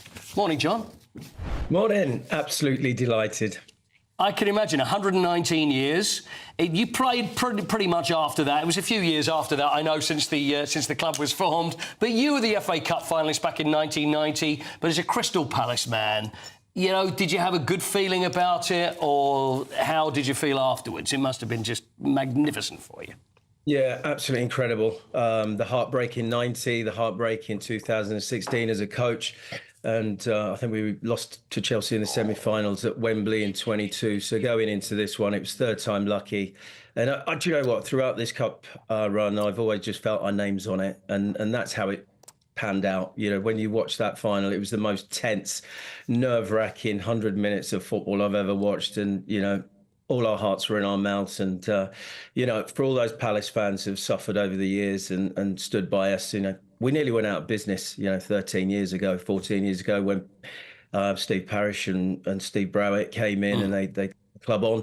And, you know, it's been magnificent. Got through the playoffs and stayed in the Premier League. So a lot of the young fans now have seen Palace play in the Premier League and have a degree of success. But, I mean, incredible. I mean, it meant everything to those fans, and just, it was just so special. And the celebrations will go on for a while now. I think we've got Wolves tomorrow night, which will be a massive celebration. To have our hands on that cup, it's so incredibly amazing, so fantastic. You know what I really liked, and this is looking at some of the crowd, and then you see fathers and sons and daughters that have been supporting the club for years and years, you know, and this is what's so often forgotten, isn't it, when it comes to football these days? There's so much money around, but really it's down to the people, it's down to the fans, and the tears and the excitement, and that's what it's all about, especially the FA Cup as well, John. Yeah, I mean, they talk about romance. I mean, the FA Cup's like the best club competition in the world. And, you know, it was a real fairy tale. For Palace to win that, you could see what it meant to everyone. I mean, Man City won so many trophies. I said to Man City TV on Saturday, can we not just have this one? Pep's won plenty. You'll win plenty more. But for Palace, this is something we'll treasure. It's historic. These young boys, you know, it's something that they're going to remember for the rest of their lives, and all the fans.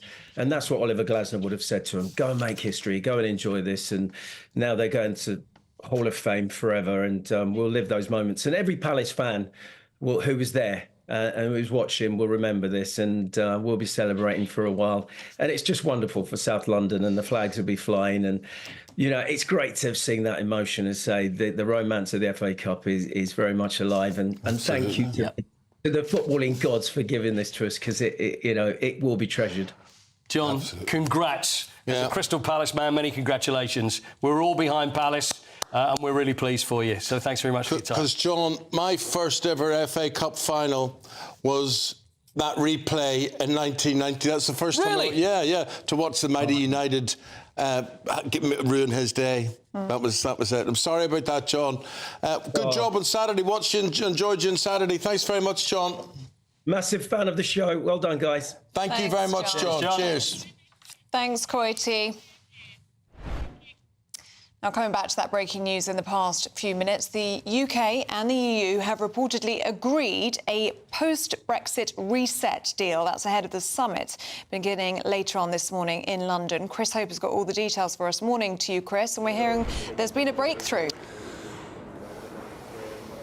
There has, that's right. Nick Thomas-Symonds, he's leading these talks. He says it's now a historic day in terms of our relationship with the European Union. He's saying after months of renegotiation, he's announcing the Labour government, he says, has secured a new agreement with the EU on jobs, bills, borders and more. He says Britain's back on the world stage with a government working for working people now. The detail is not yet clear, but we do know this. Moments ago, the government or sources have told GB News the EU wanted permanent access to our fishing waters, of course, so important to so many coastal communities that we feature regularly on GB News. They wanted a time-limited drop of checks on food and farming goods going across the border between the European Union and the UK, neither of which the UK has accepted. There are reports that the UK has instead given Spanish and French trawlers a 12-year access agreement to UK fishing waters. How that goes down is yet to be seen. I know that, for example, Nigel Farage has his own commercial fishing boat, so he's personally affected by this, but what communities make of this, we'll wait and see. And that's where we are at the moment. We'll find out more as the morning goes on. Good man. Thanks very much indeed. Lovely. OK, we'll keep you posted on that as Chris was saying, as the morning goes on. Still to come, we've got What's in the Papers with Dawn and Chris after We're the Holiday Sunday.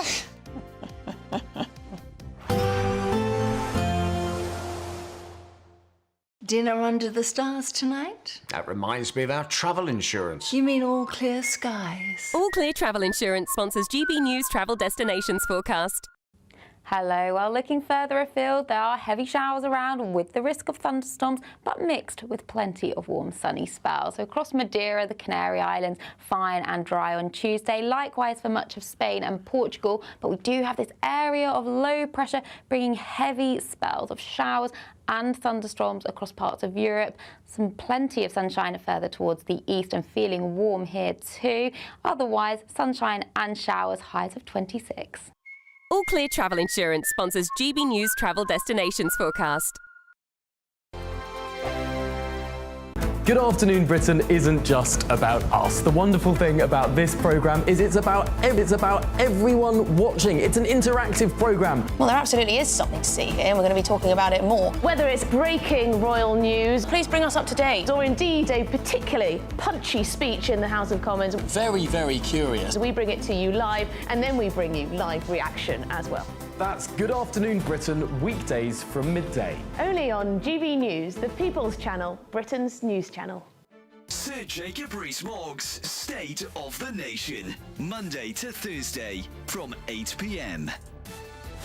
This is the King's son using the King's court to sue the King's minister. Yes. Constitutionally, this is pretty rum, isn't it? Can you think of a previous historic example?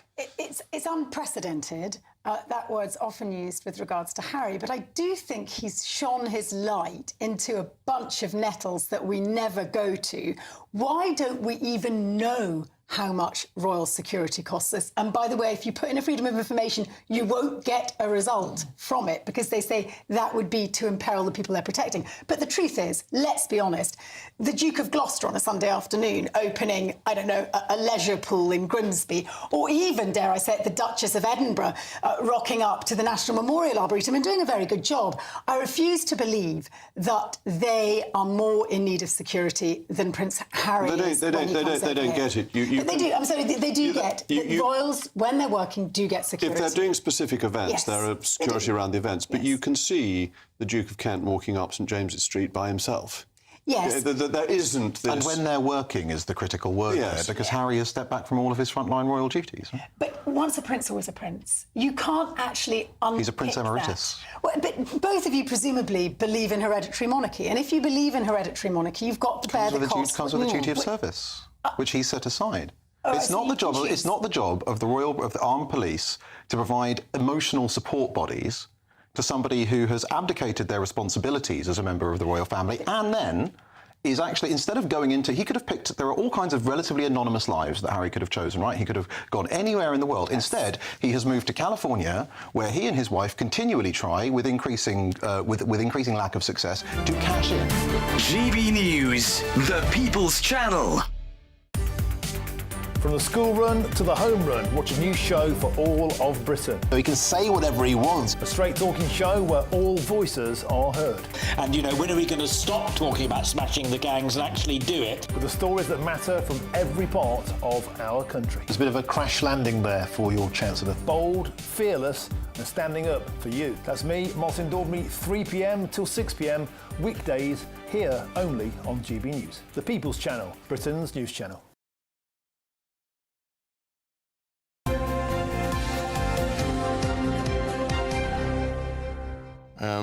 This EU deal between Britain and the EU, what we understand so far, the big headline jumping out of this one for Dawn and Chris to discuss here is 12 years of access to European fisheries in British waters. Dawn. This is what this Brexit reset, not a Brexit reset, but it is a Brexit reset, isn't it, seemed to boil down to. The French, basically this is coming from Macron and the French, blackmailing us over what they wanted.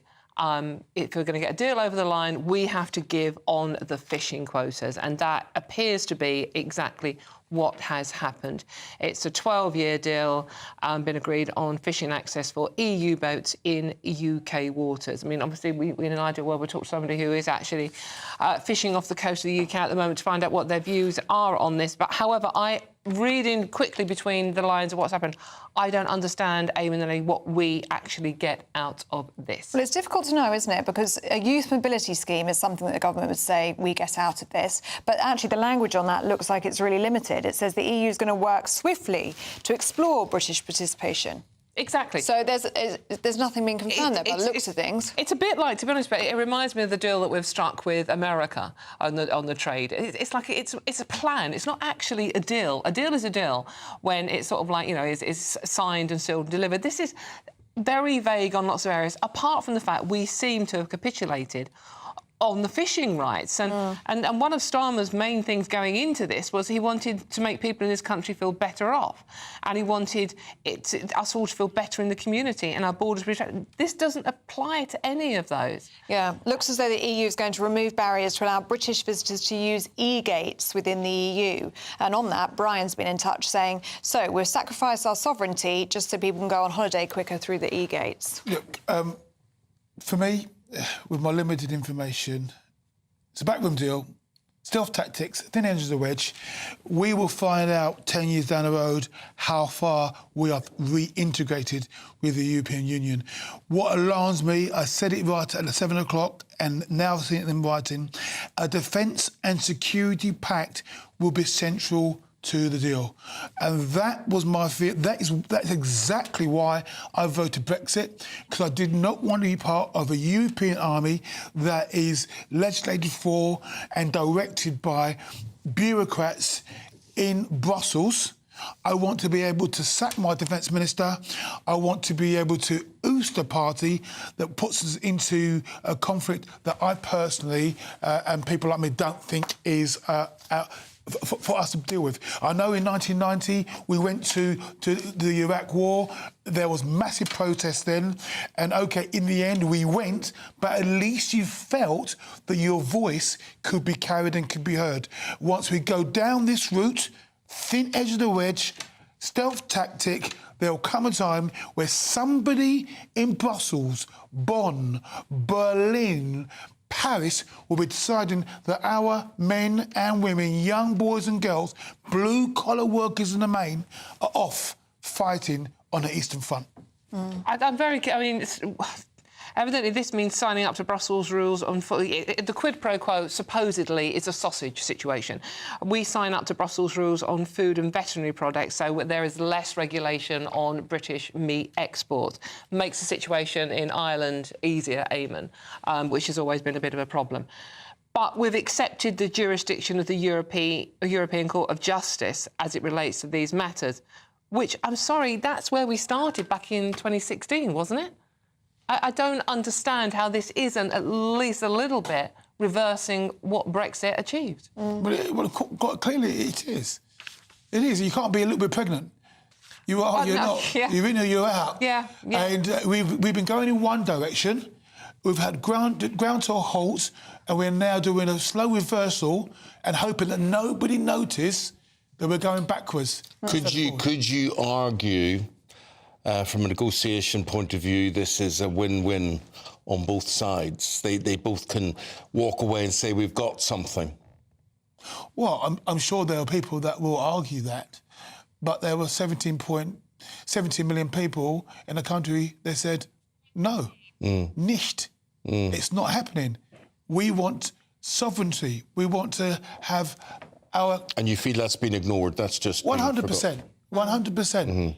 100%. If you voted for Brexit, let us know what you think of this deal or these possible deals.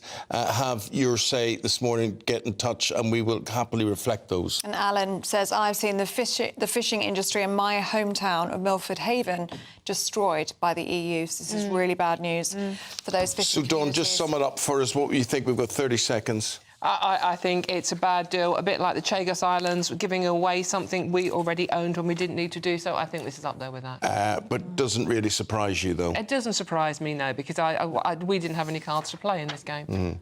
We went there with a begging bowl, and I think France in particular have basically blackmailed us. Dawn Deasem and Chris Agabusi, thank you both very much indeed. Very good having you here today. And we will obviously return to this throughout the programme this morning. We've got Dougie Beattie in Northern Ireland as well. We'll try and reflect what the fishermen are thinking there. Yeah. Let's give you a weather update.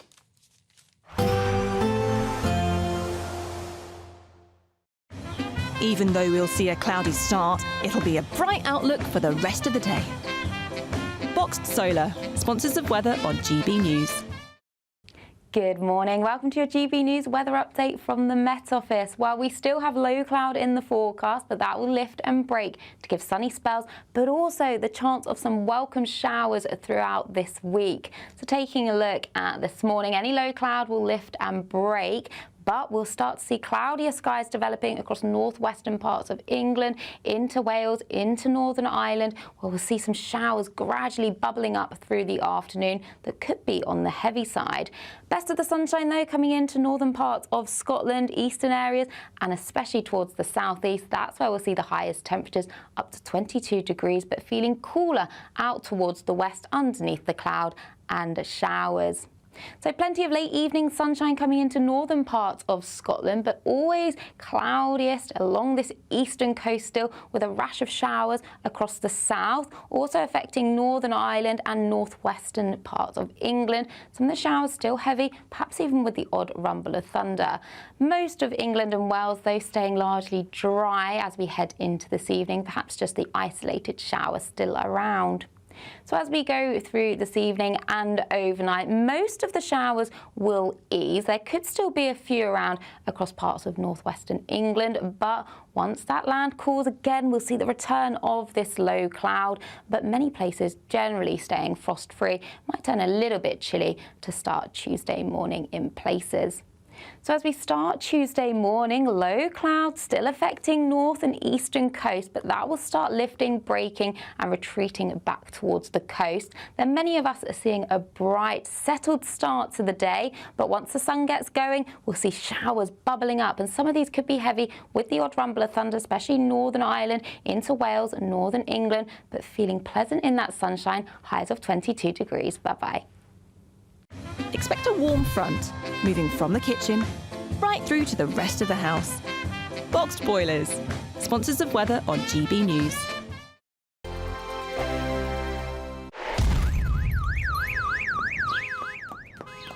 Crash Law 24 sponsors GB News Traffic and Travel Report. Good morning, this is the latest AI travel news from gbnews.com. Motorists on the A90 northbound near Carriston should expect delays due to a collision. The M4 eastbound between Junction 43 at Landarcy and Junction 42 at Earlswood is closed for electrical work with diversions in place. In Nottinghamshire, the A52 eastbound faces 40-minute delays between the M1 and the A607 due to an incident. The M25 anti-clockwise entry slip at Junction 20 is closed due to a collision. And on the trains, there are disruptions on the London Overground between Richmond and Gospel Oak, and southern services are delayed between Oxted and East Croydon. For more travel news, go to gbnews.com. Crash Law 24 sponsors GB News Traffic and Travel Report.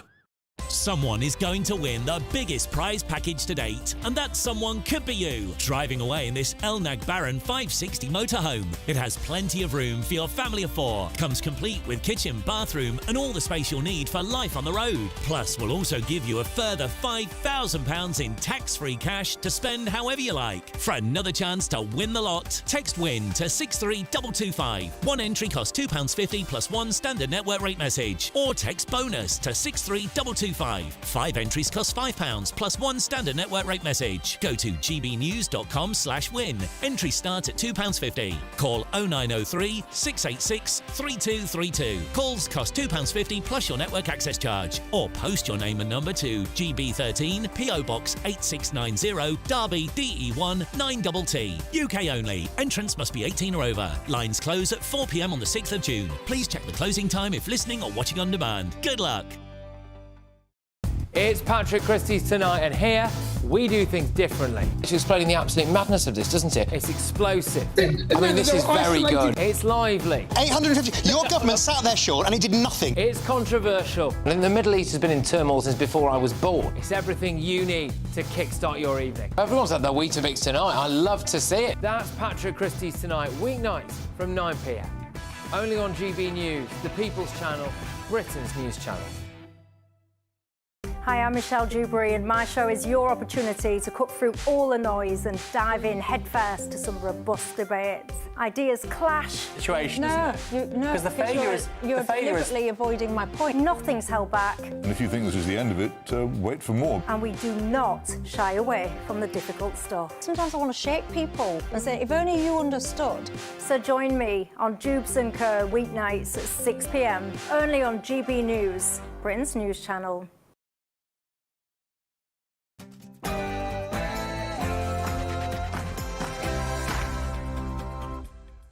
Breaking news in the past half an hour as the UK and EU sign a post-Brexit reset deal.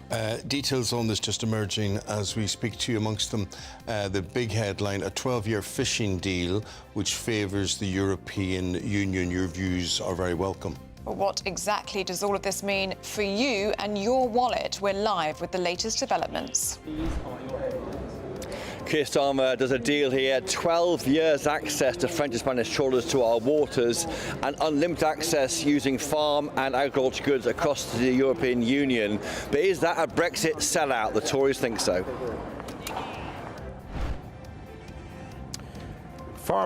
Fishermen across the UK are very worried about this deal. They're already having to share very small quotas, and that may now be divided between Spanish and French fishermen. US President Joe Biden diagnosed with aggressive prostate cancer. We've been speaking to a top oncologist about this. Would urge men that have prostate symptoms, difficulty in passing urine, blood in the urine, getting up at night to pass urine, go and get a checkup. By Gary, a day of reckoning for the BBC as their highest paid star is expected to quit after a series of controversies. We'll be live from Broadcasting House with the very latest. Hello. Well, after plenty of fine and dry weather, we have got some welcome showers in the forecast this week. I'll have all the details coming up. Hello there, very good morning to you on this Wednesday morning. Good to have you on board. I'm Eamonn Holmes. I'm Ellie Costello, and this is GB News Breakfast.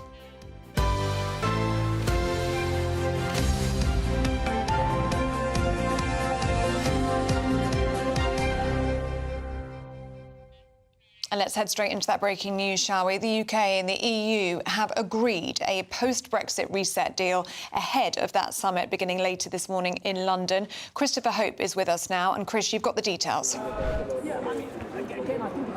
That's right, Ellie and Eamonn. Now, behind me, the red carpet has been rolled out 10 minutes ago, so we're expecting Ursula von der Leyen, the European Union President, and Sir Keir Starmer to be here shortly at this location in central London. But the deal has been done between the European Union and the UK. Now, Labour promised when they won that landslide last July to reset that relationship with the European Union, get a better deal than they thought the Tories had done. And here it is. It looks like the European Union fishing fleets, that's mainly Spanish and French trawlers, get 12 years access to our waters. Don't forget, fishing was a massive deal for so many fishing communities around the country, and a big deal for GB News viewers and listeners. That now expires in 2038. The UK had reportedly wanted just a 4-year extension.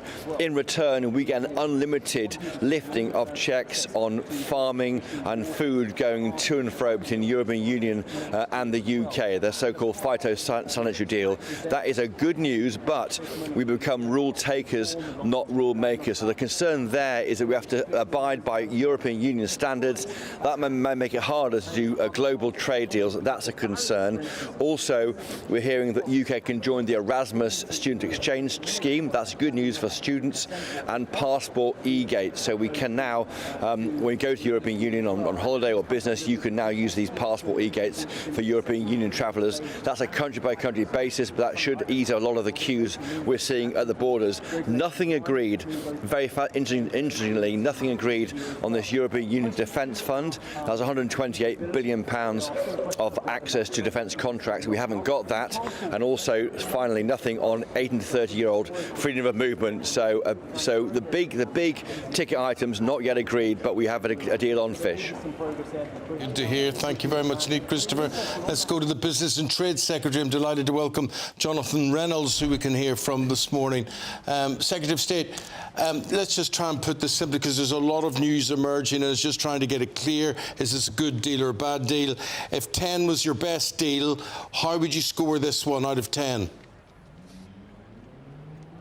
Well, look, this is a solid 8. I'm not kind of man to get hyperbolic about these things, but look, this is a good deal for borders, for bills, for security in the UK, and for jobs. I just want to be absolutely clear to people watching at home. This is not about revisiting arguments around Brexit, right? It's not about the customs union. It's not about the single market. It's about improving the terms of trade in a way which I think everyone could get behind. So you're right to say in that feature there are some food and agricultural products that you just can't sell in the European Union right now. We make sausages in my constituency in Hyde, Richmond sausages. Can't sell burgers, sausages, mince in the European Union. Our trade, our agriculture and food is down by about a fifth, even though we've already got the same standards in place, and no one's suggesting that we change those things. So we said we could do those big trade agreements with the rest of the world, as we have done. We did the India deal 2 weeks ago, biggest post-Brexit trade deal UK has done. We had that breakthrough with the US. But we can also improve things with the European Union, whether it's selling food products, whether it's using e-gates when you go on holiday, whether it's bringing your pet with you, if that's what you want to do. Just practical, sensible, trade-based stuff. And of course, we always need to cooperate with other European countries on defence. That's an important part of it as well. So this is really promising. It isn't about the past, it's about the future, and it's part of a trade strategy which does better and closer things with countries around the world, US, India, the Gulf, and of course Europe as well. Right, well, we've had some reaction from Kemi Badenoch, the Conservative leader, who says 12 years access to British waters is 3 times longer than the government wanted. We've become a rule taker from Brussels once again. And she's got a point, hasn't she? I mean, people voted for Brexit. They voted to be rule makers, not rule takers. And this completely defeats the purpose, does it not? No, look, Kemi's wrong as ever. I would broadly say take whatever Kemi Badenoch says and don't listen to it, right? Let's be absolutely clear. Kemi doesn't support trade with Europe, with India, with the US, with China. I mean, who does she want to do trade with? Specifically on this rule taker point, we've got the same standards in place on food and agriculture. If those change in future, we get a say. We do those together in partnership with European colleagues. We have a system where if we disagree on something, that's international arbitration, sets that, same as any trade agreement. And look, people said, as Chopper said in that feature, oh, if you do this, it would come at the cost of not being able to do deals with other countries around the rest of the world. Well, no, we've proved that wrong. We've done that deal with India. We had the breakthrough with the US. We have a manifesto commitment not to lower or to change food production standards in the UK. This is the sort of chlorinated chicken argument. We said we're never going to change that, and we're going to do closer trade with Europe and with the rest of the world. And we have proved that is possible. And look, at the end of the day, on all of these decisions, it's this place, it's the UK Parliament here in Westminster, which decides. That is the sovereign decision-making body. That is what people, I think, voted for in the referendum, and that's what this deal maintains. Well, you give me an 8 out of 10 for the deal, which sounds pretty good, but I'm getting the impression with you, Jonathan, that you're thinking, right, this is what we've got today. It might be different in 6 months' time. It might be different in a year. It's the beginning of something.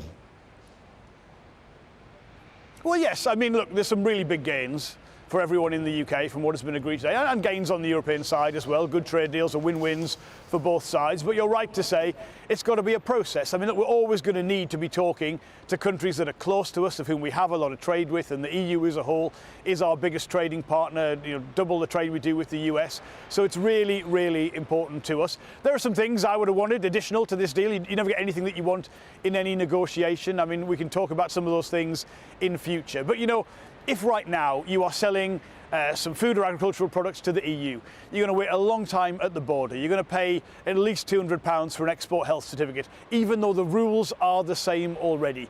Removing those things in a way which makes it easy to trade, reduces cost, reduces delays, that has got to make sense. And on things like using e-gates when you go abroad, again, just surely common sense that we can come to some sort of agreement on these things.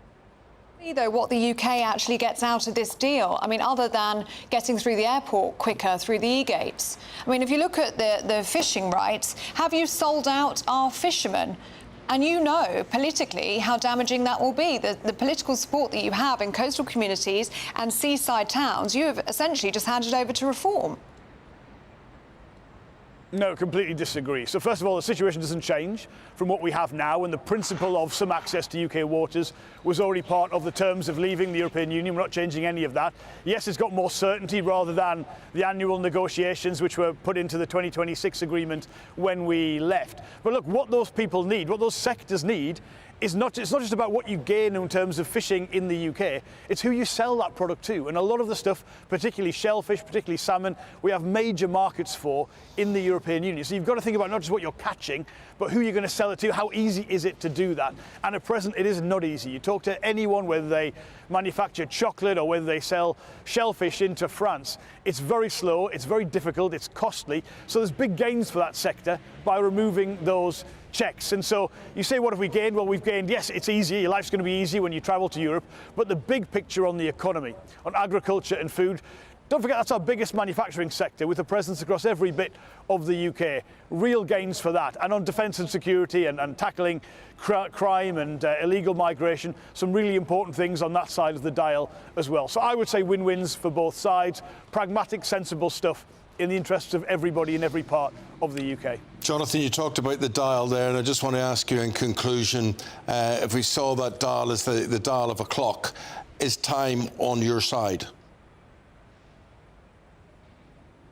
So I didn't quite catch that, but in terms of the timing of the negotiations, look, I think very important to have done the US and India, and then this, showing you can do those good, positive improvements to trade across the board and around the world. OK, Mr. Reynolds, thank you for your time this morning. Leave it there. Thank you, Jonathan. Well, let us know what you think on that one. gbnews.com/you'll say, especially if you're in a coastal community or a fishing village or a fishing town. How are you feeling about all of this? Well, let's take a little breather now. Let's all calm down and we'll have a go with the Great British Giveaway competition. Wouldn't this be nice if it came your way? Have a go. It's just 3 weeks left to grab your chance to win. Courtesy of Marquis Leisure, you could be spending your summer touring in this stylish Elnag Baron 560 motorhome. Worth over £67,000. This brand new 2025 model comes complete with kitchen and bathroom areas and enough space to comfortably sleep a family of 4. We'll also give you a further £5,000 in tax-free cash to add a few of your favourite things, or just spend it however you like. Don't miss out as lines close on the 6th of June. For another chance to win the lot, text WIN to 63225. One entry costs £2.50 plus one standard network rate message. Or text BONUS to 63225. 5 entries cost £5 plus one standard network rate message. Go to gbnews.com/win. Entries start at £2.50. Call 0903 686 3232. Calls cost £2.50 plus your network access charge. Or post your name and number to GB13 PO Box 8690 Derby DE1 9TT. UK only. Entrants must be 18 or over. Lines close at 4 p.m. on the 6th of June. Please check the closing time if listening or watching on demand. Good luck.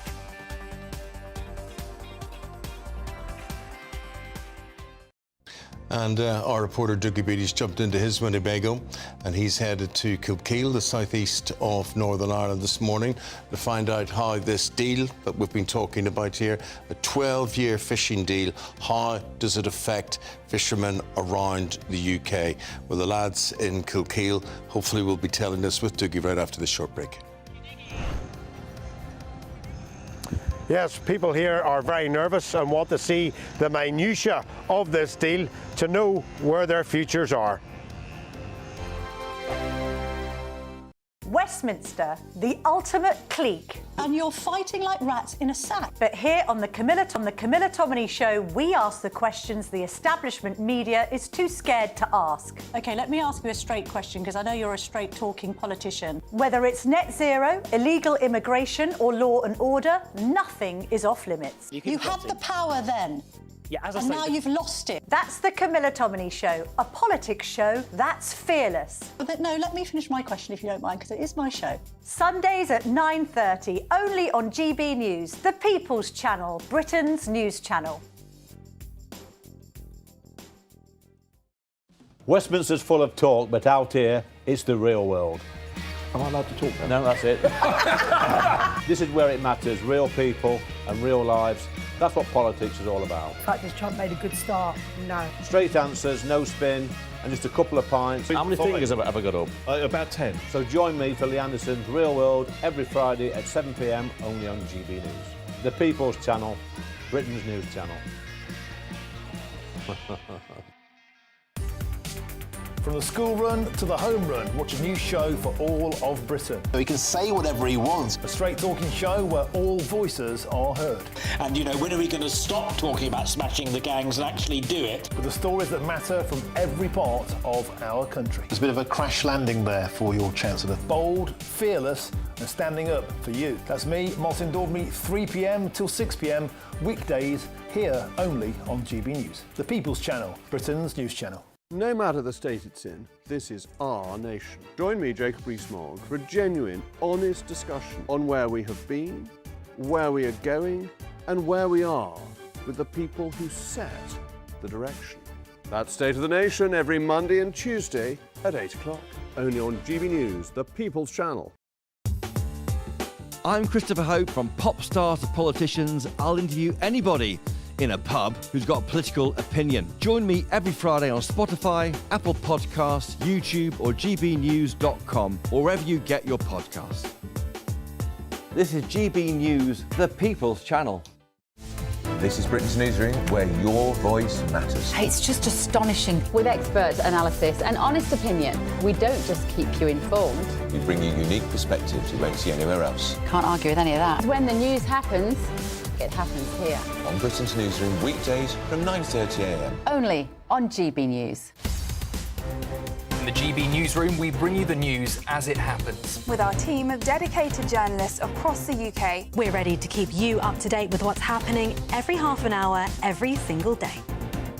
Bulletins here on GB News, the People's Channel, Britain's news channel.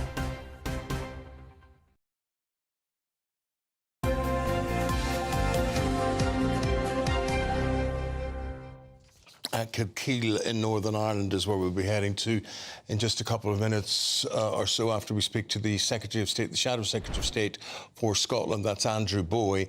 Andrew, fishing village, Kilkeel, and it's something you could be in Scotland. It looks the same, the landscape and everything's very same, as are the problems faced by those fishermen we're going to be talking to today. How worried are you about what you're hearing today? A 12-year deal has been agreed on fishing access to the EU in UK waters.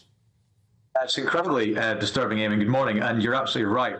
Those fishing communities in Northern Ireland, you could very much or very well be standing in an equivalent village in Scotland. In Aberdeenshire, where I come from, you have Fraserburgh and Peterhead, the two largest fishing ports in the United Kingdom. And Peterhead, indeed, the largest white fishing port in the UK. And if it is indeed the case that they have been sold out again, simply to get a good headline or generate positive news for the government in their relations with the EU, then I think they will have every right in the world to feel angry and let down by the government. What they were seeking was a return to annual negotiations with the EU, which, by the way, is what every other country that negotiates fishing access with the EU has, and indeed a limit from 0 to 12 miles, which is the exclusive UK economic area, for British boats to fish in British waters. I don't think that's too much to ask. So the question is whether or not, once again, the UK's fishing industry has been sold out by the UK government. And I'm afraid, on the face of it this morning, it looks like that is the case, which is deeply disappointing. Just been speaking to Jonathan Reynolds, the business secretary, who says this is a good deal for Britain. He says it's a good deal for farmers in terms of getting goods now into the EU and slashing some of that red tape. And he says there's still more to come. And in recent days, we've seen deals with India, with the US, and now the EU. What do you say to all of that? So he would say that, wouldn't he? It's his job to talk up the deal that he himself negotiated. The fact of the matter is we don't know the detail, but everything we're hearing suggests that it isn't a good deal. We will have had to have capitulated, given in on some of the demands that the EU had. We don't know what they were at this stage. And if it is the case, as you yourself just said a second ago, that for the sake of getting through Schiphol Airport 10 minutes faster than you would have done should that otherwise have been the case, I'm not sure that what we'll have agreed to will have been conducive to being in Britain's best interest. The fact is that we left the EU because people were fed up with being a rule taker, with rules being set in Brussels over which we had very little input. If it is the case today that we're going to be in complete alignment with the UK when it comes to agriculture and food standards and lose the freedom to do our own thing as determined by politicians elected in this country, then the situation will be even worse than the one we voted to leave back in 2016. But Shadow Secretary, we had the Business Secretary on just 5-10 minutes ago here on the programme, and he described this deal that has been achieved as an 8 out of 10. Well, we haven't seen the deal yet, and as I said, he will be talking it up. It's his job to talk up a deal that he himself negotiated on behalf of the government. When I see it, we'll obviously give our own judgment as to whether or not it is a good deal for Britain, but everything we're hearing thus far suggests that it is not. And let's not forget, and how could we forget, given we all lived through it, that the EU are very tough and skillful negotiators, and they will have gotten something out of this deal. So we'll just have to wait till later on today to see exactly what that is. OK, Andrew Bowie, good to see you this morning. Thank you for your thoughts and your time. Thank you. And have your say, of course, get in touch with us. We're now going to cross to Kilkeelis, the southeastern part of Northern Ireland. Dougie Beattie there for us this morning. And I can smell the salt air, Dougie. So we can smell the salt air, but what about the mood? What's it smell like? Well, the mood is not good here this morning, Eamonn. People are very fearful for their livelihoods and are already concerned over current quotas that are put in place by the EU. And of course, Northern Ireland has to obey the EU quotas and tariffs as they come in, and we're in for a rough ride. But joining me now is Diane Forsyth, the DUP MLA for this area, and Trevor McKee, the head of the Northern Ireland Fisheries Commission. Trevor, I'll come to you first. What does this deal mean? Waking up to this deal this morning, it's a serious situation where Keir Starmer has given access, unlimited access apparently, to French and Spanish vessels into UK waters, where we're standing here now, not 4 mile away from European waters, between the 6 and 12 mile limit, where boats in Northern Ireland who historically fished there all their lives are not allowed to go since Brexit. Now, we've been looking for a reciprocal deal from the Republic of Ireland to get access to those waters, and it hasn't been given. Keir Starmer's caved in again, as all previous UK governments have done to Europe, without a doubt. Diane, what does this mean for your constituents? And tell us a little bit about industries that are here in the harbour. Yeah, and we're just learning more detail about this as we're standing here with you today, and it's incredibly concerning for towns here like Kilkeel that are built around the fishing industry. Right around us you'll see there are engineering firms, there's manufacturing, food produce, there's cafes, there's shops, there's an entire community built around the fishing industry here in Kilkeel, so this will be wide reaching, the impact. And as a politician, what can you do? Well, I'll certainly be speaking up for the fishing industry. Once again, we're seeing Keir Starmer take these decisions and not thinking what it means for real businesses, for real lives. We saw it with the farmers, we saw it in our small and medium businesses and the fishing industry today. So I'll be speaking up alongside party colleagues for the fishing industry. Well, there you go, Eamonn, and of course I will be watching the agricultural side of this deal, because it very much confuses me how Britain were able to do deals with India and America, and their goods will not be checked. Of course they will have to be checked, because those goods do not meet European standards. And don't forget the Mercosur deal that allows 180,000 tonnes tariff-free Brazilian beef to come into the EU. Will Britain have to be part of that, hurting our farming industry once again? Yeah, an active area. Thank you very much indeed, Dougie. Really appreciate it. Thanks, Dougie. And it's interesting to see, you know, MLAs like Dan Forsyth there, and knowing how hard they work fighting for the interests of farmers and fishermen and whatever. And this is the big fear from people today. Who is representing these people? Andrew and Beverly, I'm sure you're going to be taking that on. Of course, the great surrender. We will be. We've got Anna Riley on a fishing boat this morning, actually, talking to some fisher people. Fisher them. Can't say fishermen, fisherwomen. Fisher them. Might be. I tell you what, you're a female fisherman. It would be the hardest job in the whole world. Awful. To do what you have to do, physical labour involved in it, being seasick all the time. Graft. It just must be horrendous. And now we're going to have all these EU fishermen piling into their waters. Yeah, 12 more years of it. What is that going to mean for us? We're going to be getting the latest on this deal. So what do we get out of that? Is that worth skipping the queue, going into Gibraltar or whatever? It's read my mind, Eamonn. Apparently so. Who knows? And we're going to have to pay hundreds of millions of pounds so we can then start competing for EU defence contracts. They don't get any of it. Yeah, we're going to try and work out what is in it for the British taxpayer, if anything. And we're going to be looking at the Biden cancer diagnosis, which is very interesting. How could they possibly not have known when he was standing to be president? And a lot more. Oh, and the teachers pushing their personal agendas at school as well. Absolutely. And Gary Lineker. Oh, I think he might quit. We're going to the weather.